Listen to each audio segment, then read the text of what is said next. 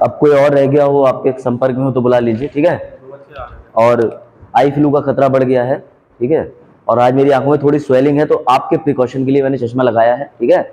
इसका ये बिल्कुल भी मतलब नहीं that I am a model of what, ठीक है। भाई तुम लोग को सर भौकाल दिखा रहे हैं चश्मा लगा के, बिल्कुल नहीं। अपनी सुरक्षा अपने हाथ में, ठीक है। चलो फिर शुरू करते हैं रिवीजन के साथ। जिन लोगों को आना था वो आ गए। नए स्टूडेंट, आपका नाम? अच्छा, उला, यूनिक नेम। चलो, तो उला, सबसे पहले आज हम जो विषय पढ़ने जा रहे हैं उस विषय का नाम है पॉलिटी। सर पॉलिटी बनाम संविधान, इसमें अंतर क्या है? तो पॉलिटी का जिसका नाम नहीं भी हो वो लिस्ट के लास्ट में अपना रोल नंबर ऐड करके डाल सकता है। एक चीज और समझ लो, यूपीएससी के सिलेबस में लिखा हुआ है पॉलिटी और कॉन्स्टिट्यूशन। तो सर क्या ये दोनों चीजें अलग है? बिल्कुल अलग है। पॉलिटी का मतलब ये होता है कि राज्य व्यवस्था। हाँ पूछिए। नहीं नहीं, तीनों लगा दो, आ जाओ आ जाओ अभी शुरू। हाँ हाँ ठीक है, एक को क्लास चली है, दो को भी चली है, तीन को, चार को लगा दो, कोई दिक्कत नहीं। जिस डेट में नहीं होगी वो हम एडजस्ट कर देंगे। बैठ जाइए प्लीज, सेटल हो जाइए, ठीक है। पॉलिटी और कॉन्स्टिट्यूशन का डिफरेंस समझ लो।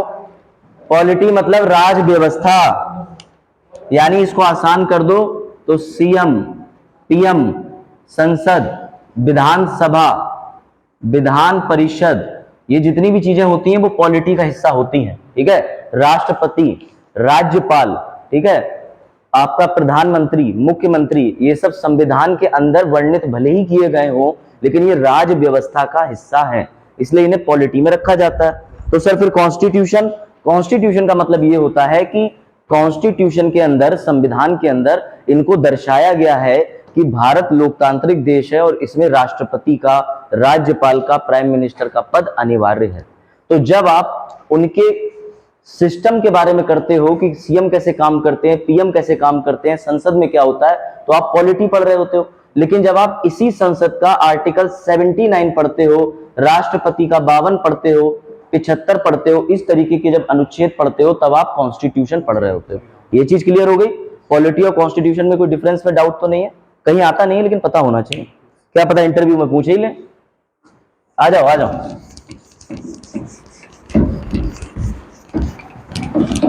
चलो शुरू करें, बैठ जाओ। तो कल के एपिसोड में हमने देखा था कि सास ने कैसे बहू को जहर दे दिया, ठीक है। अब तुम कहोगे इसका मतलब क्या है, समझोगे। कल के हमने ये देखा था इंसिडेंट में 1600 में कंपनी बनी थी, ठीक है। उस कंपनी का नाम क्या था? सभी को पता है। इंडिया के ऊपर किसने राज करा? ब्रिटिशर्स ने। किया था कि नहीं किया था? उला किया था। कैसे किया था? कंपनी के माध्यम से। सर ईस्ट इंडिया कंपनी है। आज के समय पे तो सर हमें कंपनी देखने को मिलती है फ्लिपकार्ट, अमेज़न, लेंसकार्ट, ठीक है। तो क्या ये भी कंपनियां थी? हाँ ये भी कंपनी थी, ये भी कंपनी थी। तो इस और इस कंपनी में क्या अंतर है, कौन बताएगा? अमेज़न, फ्लिपकार्ट पे भी है, कंपनी है, और एक ईस्ट इंडिया कंपनी भी थी। लेकिन बिल्कुल, एक कंपनी राज करने आई थी, लेकिन राज करने की अनुमति कहां से लाई थी? क्वीन से। क्वीन से, यही। वेरी गुड, ये होते देखो रिवीजन वाले बच्चे। ईस्ट इंडिया कंपनी के पास सर था क्वीन का शाही फरमान, और इसी शाही फरमान को कहते हैं रॉयल चार्टर। इस रॉयल चार्टर से सर क्या मिल गया था? इस रॉयल चार्टर से कंपनी को दो तरीके की शक्तियां मिल गई थी, एक लीगल यानी विधि बनाने की, और दूसरी पॉलिटिकल पावर यानी राजनीतिक। यानी अब वो आकर के खुद दूसरी कंपनियों को लाइसेंस इशू कर सकती थी कि तुम भी हमारे साथ व्यापार करो। और पॉलिटिकल पावर कैसे थी? क्योंकि कंपनी अकेले नहीं आई थी, उसके साथ आई थी मिलिट्री, घोड़े, जहाज, और ये तक कह रखा था क्वीन ने कि जरूरत पड़ने पर तुम्हें जो करना है, संधि करो, व्यापार बढ़ाओ, लड़ाई करो, युद्ध करो, जो भी करो। क्या अमेज़न ऐसा कर सकता है? नहीं कर सकता, जब तक कि कोई स्टेट का, क्या समझते हो, या किसी कंट्री का स्टेट यानी राज्य, राज्य का मतलब ये हुआ आर्टिकल 12, पार्लियामेंट, जुडिशरी, एग्जीक्यूटिव, सब उसके साथ ना हो जाए। ये चीज क्लियर थी। फिर हमने ये देखा कि ईस्ट इंडिया कंपनी आई तो थी सिर्फ और सिर्फ ट्रेड करने, व्यापार करने, लेकिन व्यापार से इसका सफर जो है वो शासक तक कैसे बदला, इसके लिए इन्हें फायदा मिला कई चीजों का। इन्होंने देखा कि 1707 में इंडिया के अंदर जो मुगल शासक थे, उनके जो शासन प्रणाली थी वो बहुत ही ज्यादा कमजोर हो गई थी, और सबसे ज्यादा कमजोर मानी जाती है औरंगजेब के मरने के बाद। जब औरंगजेब मर गया तो अपने साथ मुगलों को भी ले डूबा। तो मुगल जब काफी कमजोर हो गए, पहला इंसिडेंट। दूसरी सबसे बड़ी चीज ये हो गई 1739 1739 में करनाल का युद्ध हुआ। इस करनाल के युद्ध में किसी एक अंग्रेजी ने भागीदारी नहीं ली थी। नादिर शाह आया था और मोहम्मद शाह थे, उन दोनों के बीच युद्ध हुआ था। पर इस युद्ध में दिल्ली पे 57 दिन तक लूटपाट चली थी, 57 डेज तक। इस लूट में एक तो मुगल वैसे ही कमजोर थे, ऊपर से मुगल का सारा धन भी खर्च हो गया। जिसके पास ना पैसा रहे ना लोग रहे, क्या वो युद्ध लड़ सकता है? नहीं लड़ सकता। तो ईस्ट इंडिया कंपनी जो थी, ईस्ट इंडिया कंपनी यहां बैठे बैठे बहुत खुश हो रही थी, क्योंकि उसे अब इंडिया में सिर्फ व्यापार नहीं, शासक बनने का मौका मिल रहा था। और जब किसी भी देश में जा करके आप अपने व्यापार को बढ़ाते हो, शासन को बढ़ाते हो, तो इसे वर्ल्ड हिस्ट्री यानी विश्व इतिहास में कहा जाता है साम्राज्यवाद, इंपीरियलिज्म। इंपीरियलिज्म बोला एक थ्योरी होती है। इस थ्योरी के तहत ये होता है कि यहां से हम अपनी आर्मी या कोई कंपनी बना के भेजेंगे, वो दूसरे देश में जाएगी, वहां व्यापार तो करेगी लेकिन साथ ही साथ कब्जा भी करेगी। तो इसे इंपीरियलिज्म कहते हैं, साम्राज्यवाद। ठीक है, तो ये चीज हुई। उसके बाद आ जाओ जो भी लोग आ गए।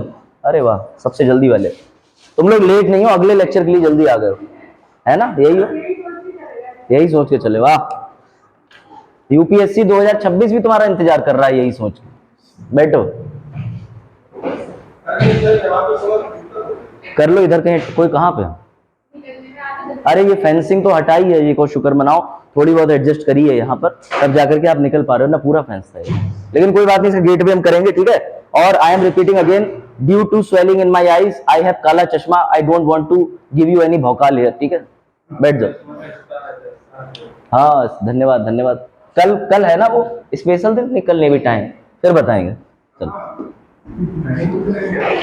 कोई बात नहीं, चलो। करनाल के युद्ध के बाद हम लोगों ने 2 युद्ध देखे, जिसमें अंग्रेजी फौज भारत पर कब्जा करने का रास्ता बना चुकी थी। डिस्कशन मत करो वरना सेपरेट कर दूंगा। 1757 में कौन सा युद्ध हुआ था?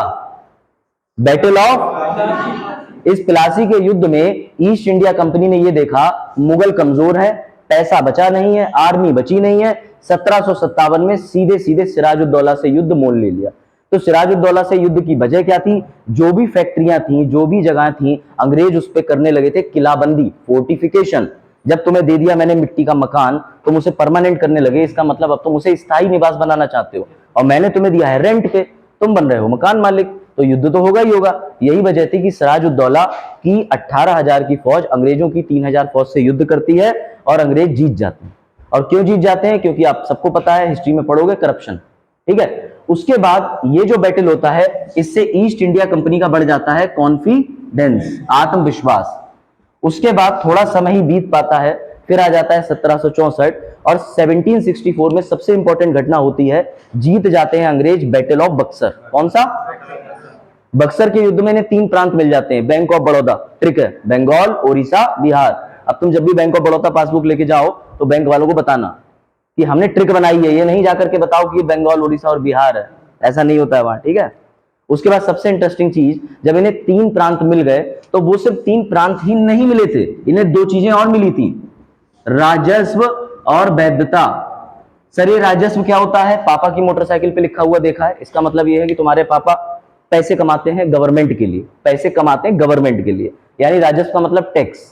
जो भी गवर्नमेंट एम्प्लॉय टैक्स कलेक्ट करता है वो राजस्व डिपार्टमेंट में आता है। ईस्ट इंडिया कंपनी लोगों से लेने लगी थी टैक्स, व्यापारियों से लेने लगी थी टैक्स।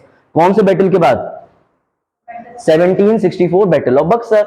दूसरी चीज इसको क्या मिल गई थी? लेजिटिमेसी, यानी वैधता। वैधता का मतलब ये होता है कि मैं कितना भी आपको पढ़ाने का इच्छुक हूं, जब तक मेरा डेमो और जब तक मेरा इंटरव्यू होकर मुझे यहाँ अपॉइंट नहीं किया जाएगा, तब तक मैं वैलिड नहीं हूं।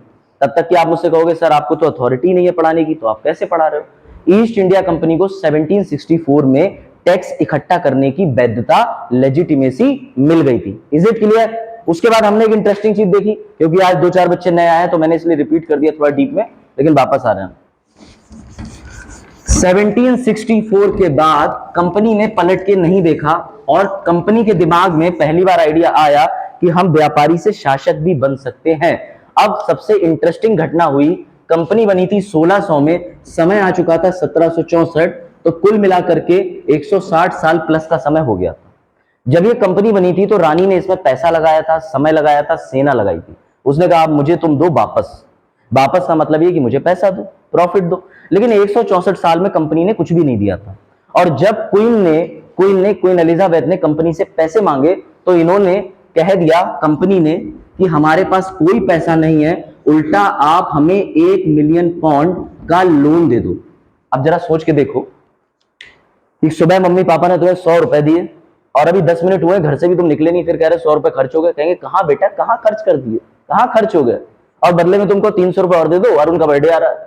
ठीक है, तो घर वाले हो सकता है तुम्हारे पर फ्लाइंग चप्पल भी चलाए, ये भी हो सकता है। तो यही बात हो गई थी कि ईस्ट इंडिया कंपनी ने जो भी संसाधन लेके गई थी वो खर्च कर दिए, बदले में कोई प्रॉफिट दिया नहीं और उल्टा मांग रहे थे लोन, वो भी 1 मिलियन पाउंड का। अब भाई अंग्रेजों का दिमाग घूम गया। ईस्ट इंडिया कंपनी के इस लोन की वजह से क्वीन को हो गई tension, queen was very depressed. ठीक है, क्वीन बहुत परेशानी में। तब क्वीन ने ये बात अपनी संसद में रखी और संसद में एक व्यक्ति था, उसका नाम था लॉर्ड नॉर्थ। वो उस समय प्राइम मिनिस्टर था। उसने क्या करा, उसने गोपनीय कमेटी बनाई, सीक्रेट सर्विसेज, लाइक जो आप बनना चाहते थे लेकिन बन नहीं सकते क्योंकि आपको पता नहीं कैसे बनते हैं। पता है? नहीं देखा, नहीं पता, बनना तो सब आई भी और रॉय बैठे हैं यहां। चलो उसके बाद पता है, ठीक है। उसके बाद क्या हुआ, जब नॉर्थ ने सीक्रेट कमेटी, गोपनीय समिति के द्वारा जांच कराई तो पता चला कि इस कंपनी का ही एक सदस्य जिसका नाम रॉबर्ट क्लाइव था वो दुनिया का सबसे अमीर आदमी था। और कंपनी क्या मांग रही है, लोन। तब ये दिमाग में आया कि कंपनी तो गरीब होती जा रही है लेकिन कंपनी के जो एम्प्लॉय हैं वो अमीर होते चले जा रहे हैं। इसका मतलब कंपनी में क्या हो रहा है, भ्रष्टाचार। क्या हो रहा है? इसी भ्रष्टाचार को रोकने के लिए ब्रिटेन की संसद ने एक तरीका अपनाया जिसे कहते हो आज भी तुम। एक दिन क्या हुआ, हाँ किसी और बच्चे का एग्जांपल ले लेते हैं। आपका नाम? आलोक। हाँ आलोक बताया था। हुआ ये कि आलोक को जो है पबजी खेलना बहुत पसंद था। आलोक के घर वालों ने कहा बेटा आप पबजी कम खेला करो। आलोक नहीं मान रहे थे। आलोक की मम्मी ने सोचा पता नहीं ऐसे कितने आलोक होंगे जो पबजी खेलते होंगे और कितनी मम्मियां होंगी जो आलोक को मना करती होंगी। इनकी मम्मी गई हमारे ऑनरेबल प्राइम मिनिस्टर के पास, देखिए बच्चों के हित में ये पबजी बिल्कुल नहीं है और आप बच्चों को जाकर के टीवी पे कहिए कि वो पबजी खेलना छोड़ दें।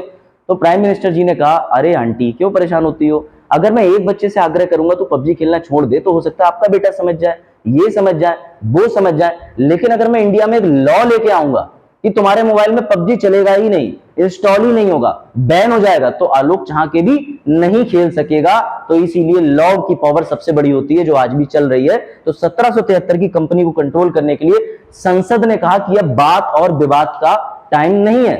हम उससे कहेंगे इस बार तुम प्रॉफिट नहीं दे रहे हो, 10 साल बाद दे देना, हो सकता है वो अपने वादे से पलट जाएं, लेकिन अब हम उन्हें करेंगे कंट्रोल। और उसी कंट्रोल करने को तुम लोग पढ़ते हो 1773 विनियमन अधिनियम अब आया। यानी कंपनी को 1 मिलियन पाउंड पैसा तो दिया लेकिन हमने कहा कि आज से हम तुम्हारे लिए बनाएंगे लॉ, जैसा हम तुम्हारे साथ एग्रीमेंट करेंगे जो लिख के देंगे वो तुम्हें मानना पड़ेगा। बात आई समझ में? तो यानी कि आलोक की मम्मी ने पहले आइसक्रीम दी और कहा आलोक पबजी छोड़ दे। आलोक ने आइसक्रीम ले ली, उसके 1 घंटे बाद पबजी खेलता रहा, नहीं माना। लेकिन जब ऑनरेबल प्राइम मिनिस्टर ने टीवी पे पबजी बैन कर दिया तब आलोक को लगा यार ये तो मैंने सोचा ही नहीं था, मम्मी की अप्रोच तो बहुत ऊपर तक।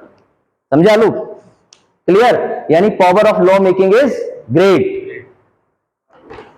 कल वाला जोक इसीलिए तो मैं जुडिशरी में जा रहा हूं।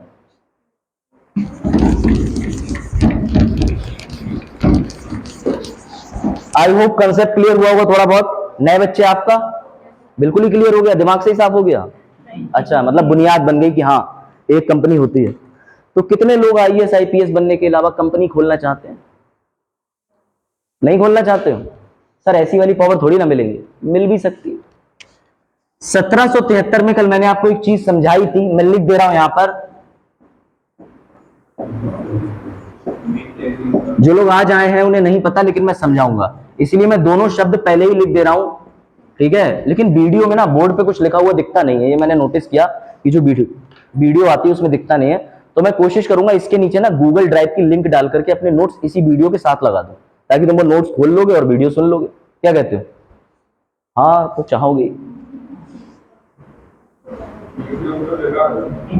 अच्छा, वैसे अब माइक की क्वालिटी अच्छी हो गई है तो आपको आवाज सुनाई देगी बढ़िया, ठीक है? नाउ दो कंसेप्ट होते हैं उसे अच्छे से समझ लो। किसी को पता है जो बच्चा आज आया है, कल वाले नहीं, कि सेंट्रलाइजेशन और डिसेंट्रलाइजेशन यानी केंद्रीकरण और विकेंद्रीकरण क्या होता है? कोई बता सकता है? कोई बता सकता है? बताओ। कुछ ध्यान आया ये नक्शा देख करके? एक तो मार्कर कर, ध्यान से समझो। ईस्ट इंडिया कंपनी किन जगहों पे अपनी फैक्ट्री लगाती थी? समुद्री तट पे। क्यों? क्योंकि वो जहाज से माल लेकर के आते थे, लोड करते थे, कुछ सामान छोड़ते थे, कुछ रखते थे, ले जाते थे, विदेश में जाकर के प्रोडक्शन करते थे और तुम्हें 150 रुपए की शर्ट चिपका देते थे। यही उनका काम था, यही उनका व्यापार था। क्योंकि वो भारत से खनिज और चीजें करते थे। वो भारत में ओपीएम यानी अफीम उगाते थे, अपने जहाज में भरते थे और जापान, चाइना इधर उधर सप्लाई कर देते थे। वो तुम्हारे यहाँ प्रोडक्शन नहीं कर रहे थे, तुम्हारे यहाँ फैक्ट्री लगा करके वेयर हाउस की तरह इस्तेमाल कर रहे थे। अब सुनो सबसे इंटरेस्टिंग चीज, 1773 के समय आने तक भारत में, पूरा भारत की जगह ये आधा ही बना है अभी, साउथ का रीजन, यहां 3 केंद्र थे जहां सबसे ज्यादा व्यापार चलता था।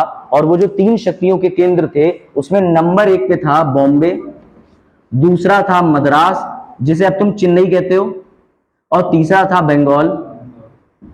ठीक है, अब खुद दिमाग लगाओ, जिसे पूरे भारत की ईस्ट इंडिया कंपनी की संपत्ति पर, ईस्ट इंडिया कंपनी पर कब्जा करना है, नियंत्रण करना है, तो वो सांसद जो है क्या यहां के लिए अलग अलग विधि बनाएगी तो टाइम ज्यादा लगेगा? अगर तुम्हें Abhyudaya class all over India शुरू करनी है तो तुम्हें उसे सेंट्रल लेवल से शुरू करना होगा। सिर्फ यूपी में शुरू करनी थी तो यूपी की गवर्नमेंट ने पार्टिसिपेट किया। यही प्रॉब्लम आई क्वीन की सांसद के पास। उसने कहा कि यार चलो बंगाल वाले बात मान गए, ये नहीं माने, यहां पे सेना भेजी, क्या हम यही करते रहेंगे?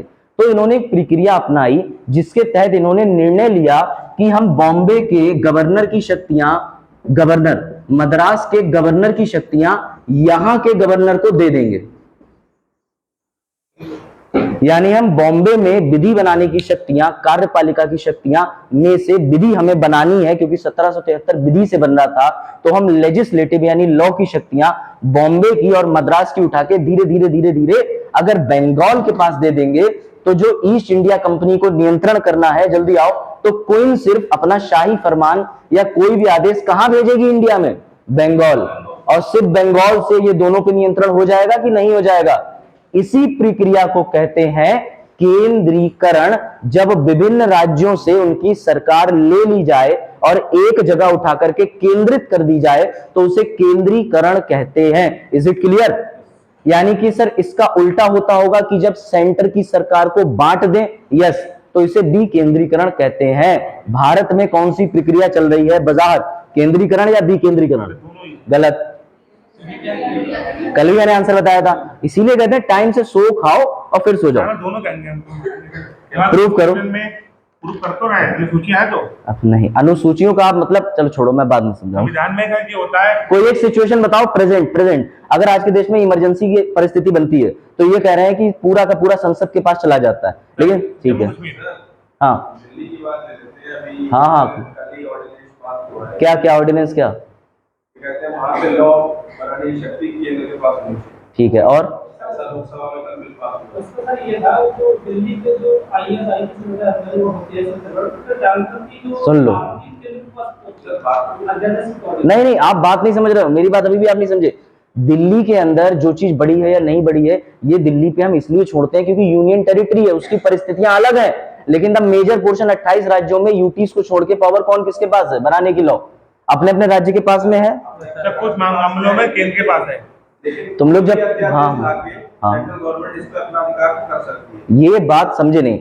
आर्टिकल 249 की बात पढ़ लेना, उसमें राष्ट्रीय हित लिखा हुआ होता है, क्योंकि इस बार शुरू से मैं एनसीईआरटी नहीं पढ़ा रहा हूँ। संविधान कब चाहे केंद्रीकरण हो जाए, कब चाहे लोकतंत्र। नहीं, इसका मतलब तुम कंसेप्ट नहीं समझे। अब तुम एक सीधी बात समझो, दोनों लोग बड़े अच्छे से। पहले आर्टिकल 249 पढ़ना और संसद किन किन मामलों में कब अपने हाथ में शक्ति लेता है इसके नीचे पावर है। अगर ऐसा ही होता तो आज आपको मैं ये बता दूं कि वेस्ट बंगाल काफी समय से ये बात कह रहा है कि हमें लेजिस्लेटिव काउंसिल दे दो। हाँ पूछो। ये राज्यपाल है और केंद्र का है। अच्छा, राष्ट्रपति लगा दे, क्या कर लो सर? ये वैसे तो पढ़ा है, ये जो बात बता रहे हो। अच्छा अरे अब सुन लो, इनके कहने मतलब ये है कि राज्यपाल जो है सेंटर ऑफ एजेंट होता है, ये तो कहना चाह रहे हो। उसे हम भेज देते हैं ताकि हम कंट्रोल कर लें, यही बात तो कहना चाह रहे हो। ठीक है, अब इसका आंसर मैं आपको संसद दे दूंगा, लेकिन इससे मुझे एक बात ये बताओ, ये पावर कहां से आ गई कि परमानेंटली गवर्नर ही तुम्हारे यहाँ लॉ बनाएगा? बताओ। गवर्नर कौन से राज्य के लिए लॉ बना देता है, बताओ? जब इमरजेंसी बनी लगी इमरजेंसी नहीं लगी तब। आपातकाल की स्थिति में देश को एक होने की आवश्यकता इसलिए पड़ती है क्योंकि सिर्फ आपातकाल की सिचुएशन में, और ये भी पता होना चाहिए आपातकाल पूरा होने के बाद अगर वो संसद ने पास नहीं करा तो वो अध्यादेश क्या हो जाता है?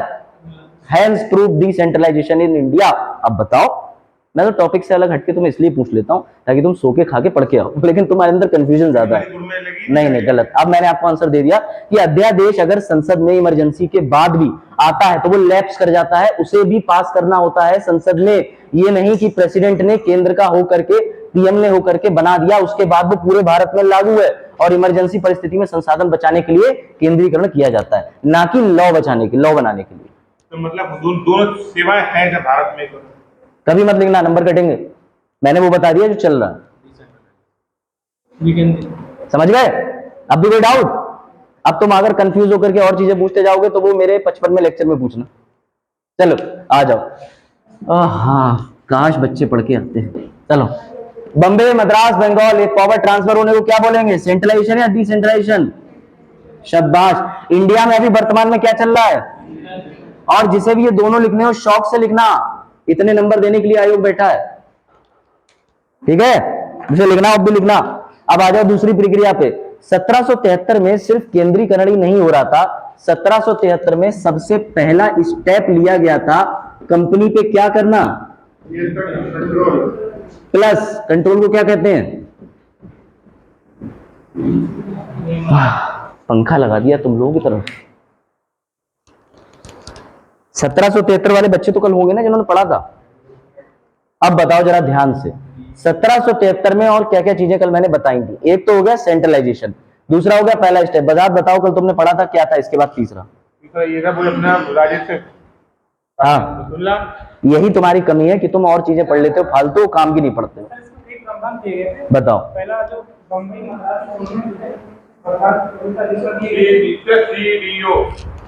गलत जवाब। बजात पढ़ के आया करो, फेल हो जाओगे। इसीलिए मैं कहता हूँ रिवीजन करना बहुत जरूरी है। कल मैंने इसमें जो चीजें बताई थी वो ये थी कि यहाँ पे भी गवर्नर था, यहाँ पे भी गवर्नर था, यहाँ पे भी गवर्नर था। इन दोनों गवर्नर की legislative executive power, legislative executive power, legislative executive power में सिर्फ विधि बनाने की शक्तियों के जाने की शुरुआत हुई थी। तब जो बाकी जगहों के गवर्नर हैं उनसे भिन्न इस गवर्नर को एक नाम दे दिया गया था जिसका नाम क्या था?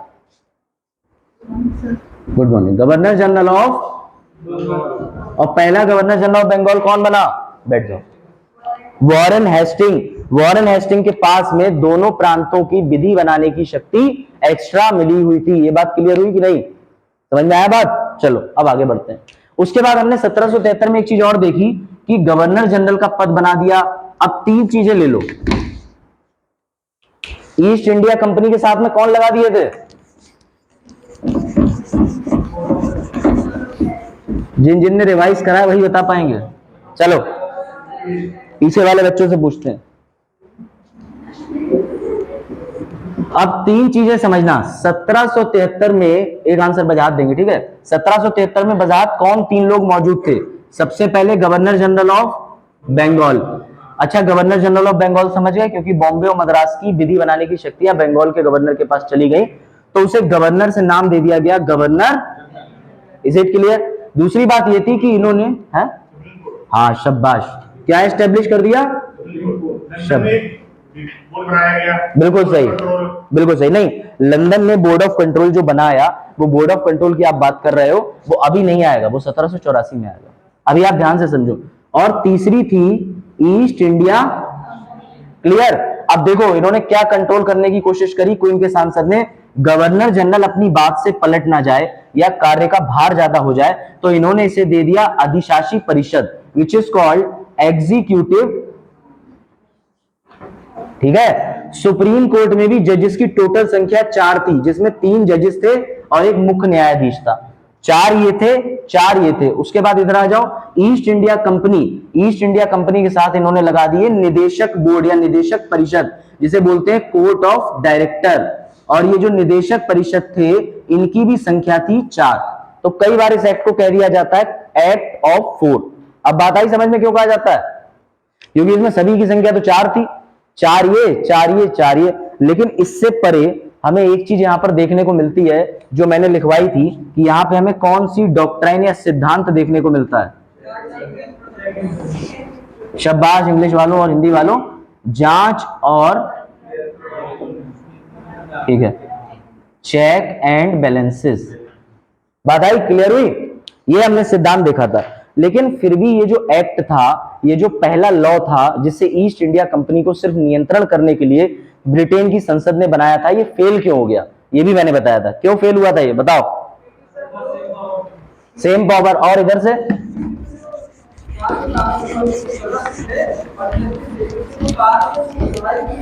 Very good very good. और कोई? इसे कहते हैं रिवीजन। शाबाश, कृष्णपाल बोल रहे हैं। अरे वाह, ठीक। और आपने दोनों आंसर ठीक बताया। और कोई इधर से आंसर? Same powers. हाँ वेरी गुड। और कोई इधर से इस वाले ग्रुप में से? बस यही कारण थे। आप ध्यान से समझना, ये जो एक्ट था 1773 का, ये पूरा फेल क्यों हुआ? क्योंकि गवर्नर जनरल और सुप्रीम कोर्ट के पास सेम शक्तियां थीं और इस सेम शक्तियों की वजह से सुप्रीम कोर्ट ने आज फैसला सुनाया, गवर्नर जनरल ने आज फैसला सुनाया, लागू किसका करोगे? मेरी बात समझना। टीवी पर आकर अगर दो लॉ मिनिस्टर आ जाएं, एक इंडिया के लिए और दो नियम बना जाए, तो किसका मानोगे अगर वो इक्वल रैंक पे हो? कंफ्यूजन हो जाएगी भाई, कौन सा पब्लिक फॉलो करेगी? तो जाहिर सी बात यही कंफ्यूजन हो रही थी कि सुप्रीम कोर्ट के लॉ को कौन माने कौन नहीं माने ये क्लियर नहीं था, गवर्नर जनरल को कौन माने कौन नहीं माने ये क्लियर नहीं था। ये लोग इक्वल लेवल पे थे। दूसरी बात ये थी, पहला गवर्नर जनरल ऑफ बंगाल था Warren Hasting. Governor general of Bengal Warren Hasting जो था, इसके साथ में 4 अधिशासी परिषद के लोग थे। ये जो 4 लोग थे, ये गवर्नर जनरल की किसी भी ऑर्डर को कैंसिल कर सकते थे। तो हमने दूसरा विवाद ये देखा कि गवर्नर जनरल और उसके परिषद की अधिशासी परिषद की आपस में नहीं बनती थी। अगर अधिशासी परिषद ने कोई भी नियम पे अपनी असहमति व्यक्त कर दी तो गवर्नर जनरल ऑफ बंगाल कुछ नहीं कर सकता था। मैंने कल एग्जांपल दिया था कि वॉरेन हेस्टिंग से बात हुई मेरी, ठीक है ना, फ्यूचर में वॉरेन हेस्टिंग ने संपर्क करा, बोले यार पॉलिटी पढ़ा ही रहे हो तो कुछ किससे सुन लो। मैंने कहा क्या? बोले पता है अभिषेक, मैंने कहा कि मुझे तो बहुत कुछ पता है, आप गवर्नर जनरल ऑफ बंगाल बन गए। तो बोले गवर्नर जनरल ऑफ बंगाल तो बन गए, लेकिन रोने की बात यह है कि मेरे ऊपर मेरे ही अधिशासी परिषद ने केस कर दिया। तो वॉरेन हेस्टिंग पे केस चला था 2 साल और बाद में वॉरेन हेस्टिंग को क्लीन चिट मिल गई थी। लेकिन बात यह है कि गवर्नर जनरल कितना वीक था और उसका एग्जीक्यूटिव परिषद कितना ज्यादा स्ट्रांग था। बात आई समझ में? तो ये चीज यहां समझने की है। जब इतनी सारी चीजें हो गई तो फिर जाहिर सी बात है इस एक्ट को होना था फेल।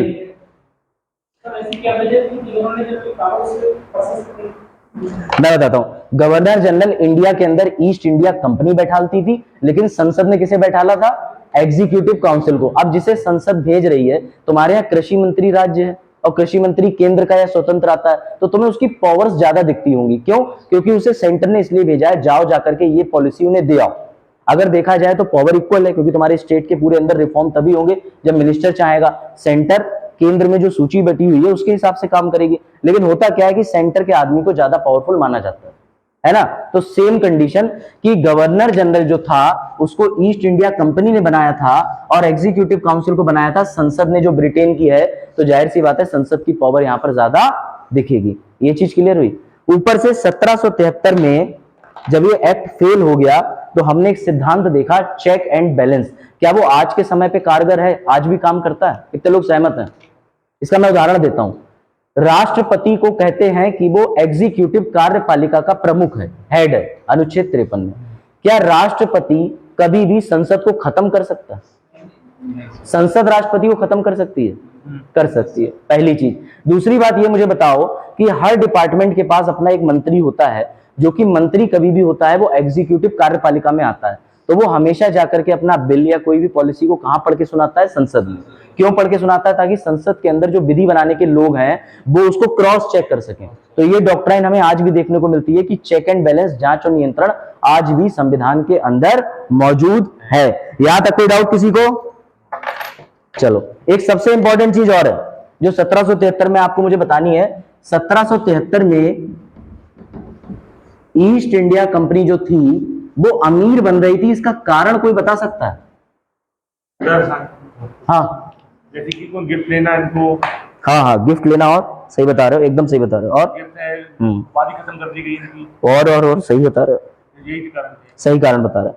बजाज के कहने के अनुसार 1773 तक ये भी पता चला कि कंपनी अमीर इसलिए बन रही थी क्योंकि जो मुगल शासक थे और जो लोकल व्यापारी थे वो गिफ्ट बहुत देते थे, तो इसलिए 1773 में उन्हें गिफ्ट रिसीव करने पे भी रोक लगाई। लेकिन वही बात है कि गिफ्ट रिसीव करने पे रोक तो लगा दी, लेकिन गोपनीय तरीके से आज भी दहेज चलता है, कोई रोक पाया क्या? उस समय दहेज नहीं था, लेकिन गिफ्ट को मना कर दिया गया था कि तुम प्राइवेट ट्रेड नहीं करोगे, लेकिन उससे कोई नियंत्रण नहीं निकला था। समझ गए? ठीक है बजाज, आगे बढ़े। But at fail. अब ध्यान से सुनना, अब आता है इंटरेस्टिंग चीज और दूसरी डॉक्ट्राइन जिसे बोलते हैं 1773 के बाद 1781। यार मार्कर से बढ़ा दूं मैं।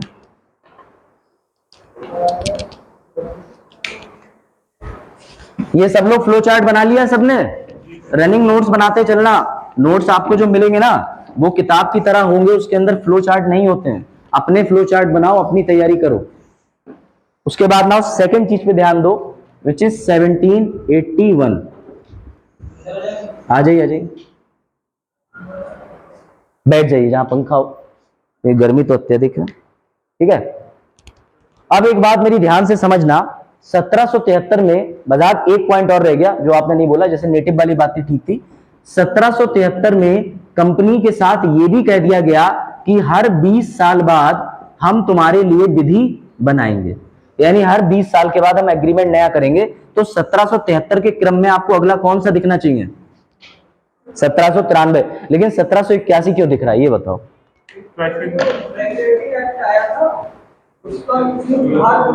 Very good, very good. इधर भी कुछ बच्चे बोल रहे हैं संशोधन या सुधार, इधर से भी कुछ और कोई आंसर, कोई और जानता हो 1781 क्यों लाया गया था? चलो अब ध्यान से समझो, 1781 का नाम कभी भी रेगुलेटिंग एक्ट मत लिखना, इसको बोला जाता है, इंग्लिश वाले लिखेंगे अमेंडिंग। सर ये अमेंडिंग एक्ट आया था, क्यों? क्योंकि ये सिर्फ बीच में, इसलिए। अब मुझे इसका प्रैक्टिकल एग्जांपल मैं आपको देता हूं, ठीक है? इसका नाम ले ले, आपका नाम बताइए आप। पल्लवी। एक दिन पल्लवी ने अपने घर पे प्लान किया कि जब पल्लवी 12th में थी, 12th में बोर्ड होता है तो प्लानिंग पहले कर देते हैं, 10th ले लेते हैं, ठीक है? 10th में पल्लवी ने प्लान किया कि चलो गर्मी की छुट्टियों में बताते हैं। ये और इनका एक छोटा भाई, इनके पापा, मम्मी और दादाजी, सभी लोगों ने पिकनिक प्लान करी। पिकनिक प्लान करने पे इन्होंने डिसाइड करा कि हम अपनी मारुति वैन लेकर के सब लोग जाते हैं चूका स्पॉट। जब ये रास्ते में चूका स्पॉट जा रहे थे, इनकी गाड़ी पंचर हो गई। हालांकि इन्होंने हवा चेक कराई थी, टायर भी नए थे, सब कुछ बढ़िया था, एकदम बढ़िया से उसके अंदर सारी सेफ्टी किट, फायर किट सब लगा के बैठे थे और गाड़ी का ध्यान भी रख रहे थे, गड्ढों में भी नहीं डल रहे थे, लेकिन गाड़ी पंचर हो गई। अब मुझे ये बताओ, क्या पल्लवी को उसी समय पे अपनी गाड़ी को समुद्र की तरफ या नदी में धक्का देकर के आग लगा देनी चाहिए कि गाड़ी खत्म, सब लोग उतरो, हम लोग बस से जाएंगे, या गाड़ी का पंचर जोड़ करके आगे बढ़ना चाहिए? अब प्रैक्टिकल आ जाओ। 1773 में सारा प्रोसीजर, पहली बार लॉ बनाया परफेक्ट, लेकिन 1773 फेल हो गया, तो हम इस एक्ट को खत्म नहीं करेंगे। ये था, लेकिन हमने इसका पंचर जोड़ लिया, इसको ठीक कर लिया 1781 के अमेंडमेंट से। यानी कभी भी अगर आपसे ये फंसाने वाला क्वेश्चन आए, सर 1773 फेल हो गया, तो क्या उसे रिवर्ट कर दिया, वापस ले लिया? क्योंकि संविधान में अगर कोई भी अनुच्छेद काम का नहीं रह जाता तो उसे रिपील कर देते हैं, लेकिन उस समय 1773 को खत्म नहीं किया था, सिर्फ 1773 में सुधार कर दिए गए थे, विच इज कॉल्ड 1781 संशोधन अधिनियम। अब अभी देखो तुम्हें इस 1781 से क्या मिलेगा? एक गवर्नर जनरल ऑफ बंगाल का पद था, एक सुप्रीम कोर्ट था। 1781 ने तुम्हें वो दे दिया जिसलिए आज भी तुम कहते हो कि न्यायपालिका, कार्यपालिका, विधायिका अलग है, क्योंकि अनुच्छेद 50 में लिखा हुआ है कि जुडिशरी और एग्जीक्यूटिव अपने फंक्शन सेपरेट करके परफॉर्म करेगी। हाँ, आर्टिकल 50। तो 1781 में हमने देखा कि आज के वर्तमान समय में जो अनुच्छेद 50 है, जिसकी वजह से न्यायपालिका और उस समय पे गवर्नर जनरल को अलग कर दिया गया था, वो चीज आज भी हमारे संविधान में है। ये चीज क्लियर हुई? समझ में आया? आर्टिकल 50 हमें जो मिला है उसकी फाउंडेशन 1781 है, क्योंकि यहां पर सुप्रीम कोर्ट की शक्तियां, गवर्नर जनरल की शक्तियां बता दी गई थी कि सुप्रीम कोर्ट सिर्फ सिविल मामले देखेगा, गवर्नर जनरल क्रिमिनल मामले भी देखेगा, सिविल मामले भी देखेगा। उस समय पे ये सोचो कि एग्जीक्यूटिव की पावर जुडिशरी से ज्यादा ऊपर थी, इवन लेजिस्लेटिव से ज्यादा ऊपर थी। सोचने की बात है। आज के समय पे सिद्धांत यह है कि कार्यपालिका उत्तरदायी होगी विधायिका को, लेकिन पहले उल्टा था। पहले यह था कि कार्यपालिका के लिए उत्तरदायी होगी विधायिका। तो ये सिद्धांत कैसे बदला वो जर्नी हम देखेंगे। तो 1781 में आपने पहली चीज सीखी कि गवर्नर जनरल और सुप्रीम कोर्ट दोनों में दोनों के एरिया को, दोनों के क्षेत्र को अलग अलग कर दिया गया, जिससे हमें आज के समय में मिलती है सेपरेशन ऑफ पावर, शक्तियों का पृथक्करण। लिखो, इसी को आर्टिकल 50 कहते हैं। देखने को मिलता है ना, separation of power, separation of powers, शक्तियों का पृथक्करण। ठीक है। ऑनलाइन में बेसिकली एक फायदा ये होता है पढ़ने में, हाँ, कि तुम लोगों के लिए इंटरफेस ज्यादा अच्छा हो जाता है। यहाँ वीडियो में आवाज आ रही है नहीं आ रही है, ऐसा हो जाता है। ये कल माइक भी बंद हो गया तो और क्लासेस की आवाज नहीं आई, ये सब पता चला। हाँ हाँ हाँ प्लीज, हाँ हाँ दोबारा बोलो हिंदी में। हाँ संविधान बना था जब, हाँ, तो ये चीज उसमें थी, अमेरिका का संविधान बनाई है, उसमें थी सेपरेशन ऑफ पावर। मतलब कहना क्या चाहते हो, उदाहरण दो। मतलब शक्तियों का प्रतिकरण, शक्तियों का पृथक्करण अमेरिका में संविधान बना था जब, कहाँ नहीं है, ब्रिटेन में नहीं है। सबसे पहले वही आया था। गलत जवाब। सबसे पहले अमेरिका के अंदर ट्रू फॉर्म ऑफ फेडरलिज्म आई थी। फेडरलिज्म का मतलब होता है केंद्र अलग राज्य अलग। ये अमेरिका को दिया गया था। सेपरेशन ऑफ पावर अमेरिका के अंदर जो थ्योरी थी, ये सबसे पहले नहीं देखी गई थी। सबसे पहले तुम्हारे इस एक्ट में देखी गई थी। उसके बाद उसका जो जन्मदाता है वो देश दूसरा है, वो मैं बताऊंगा।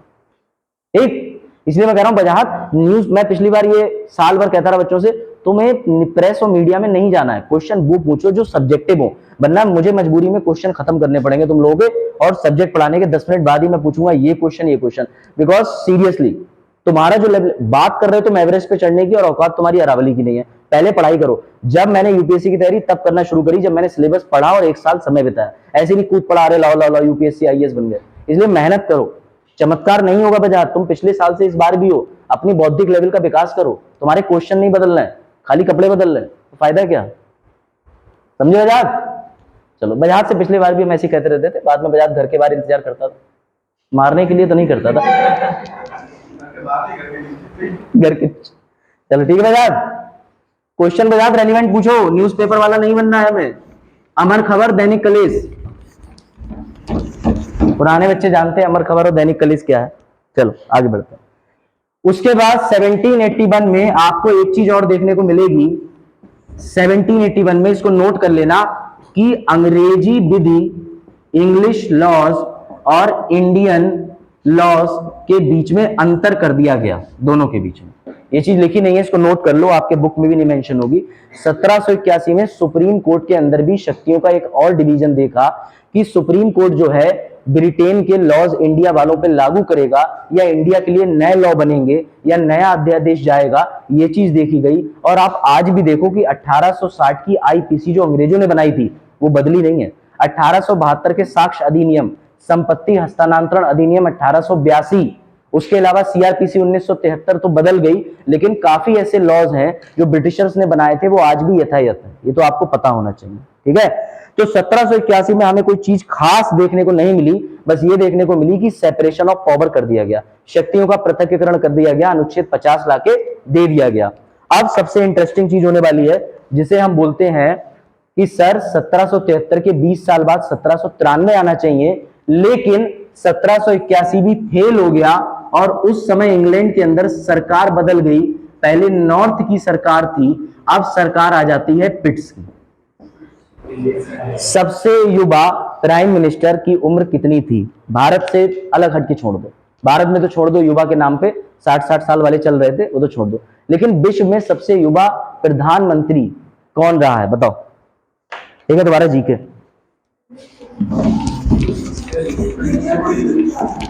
कौन था? पिट्स।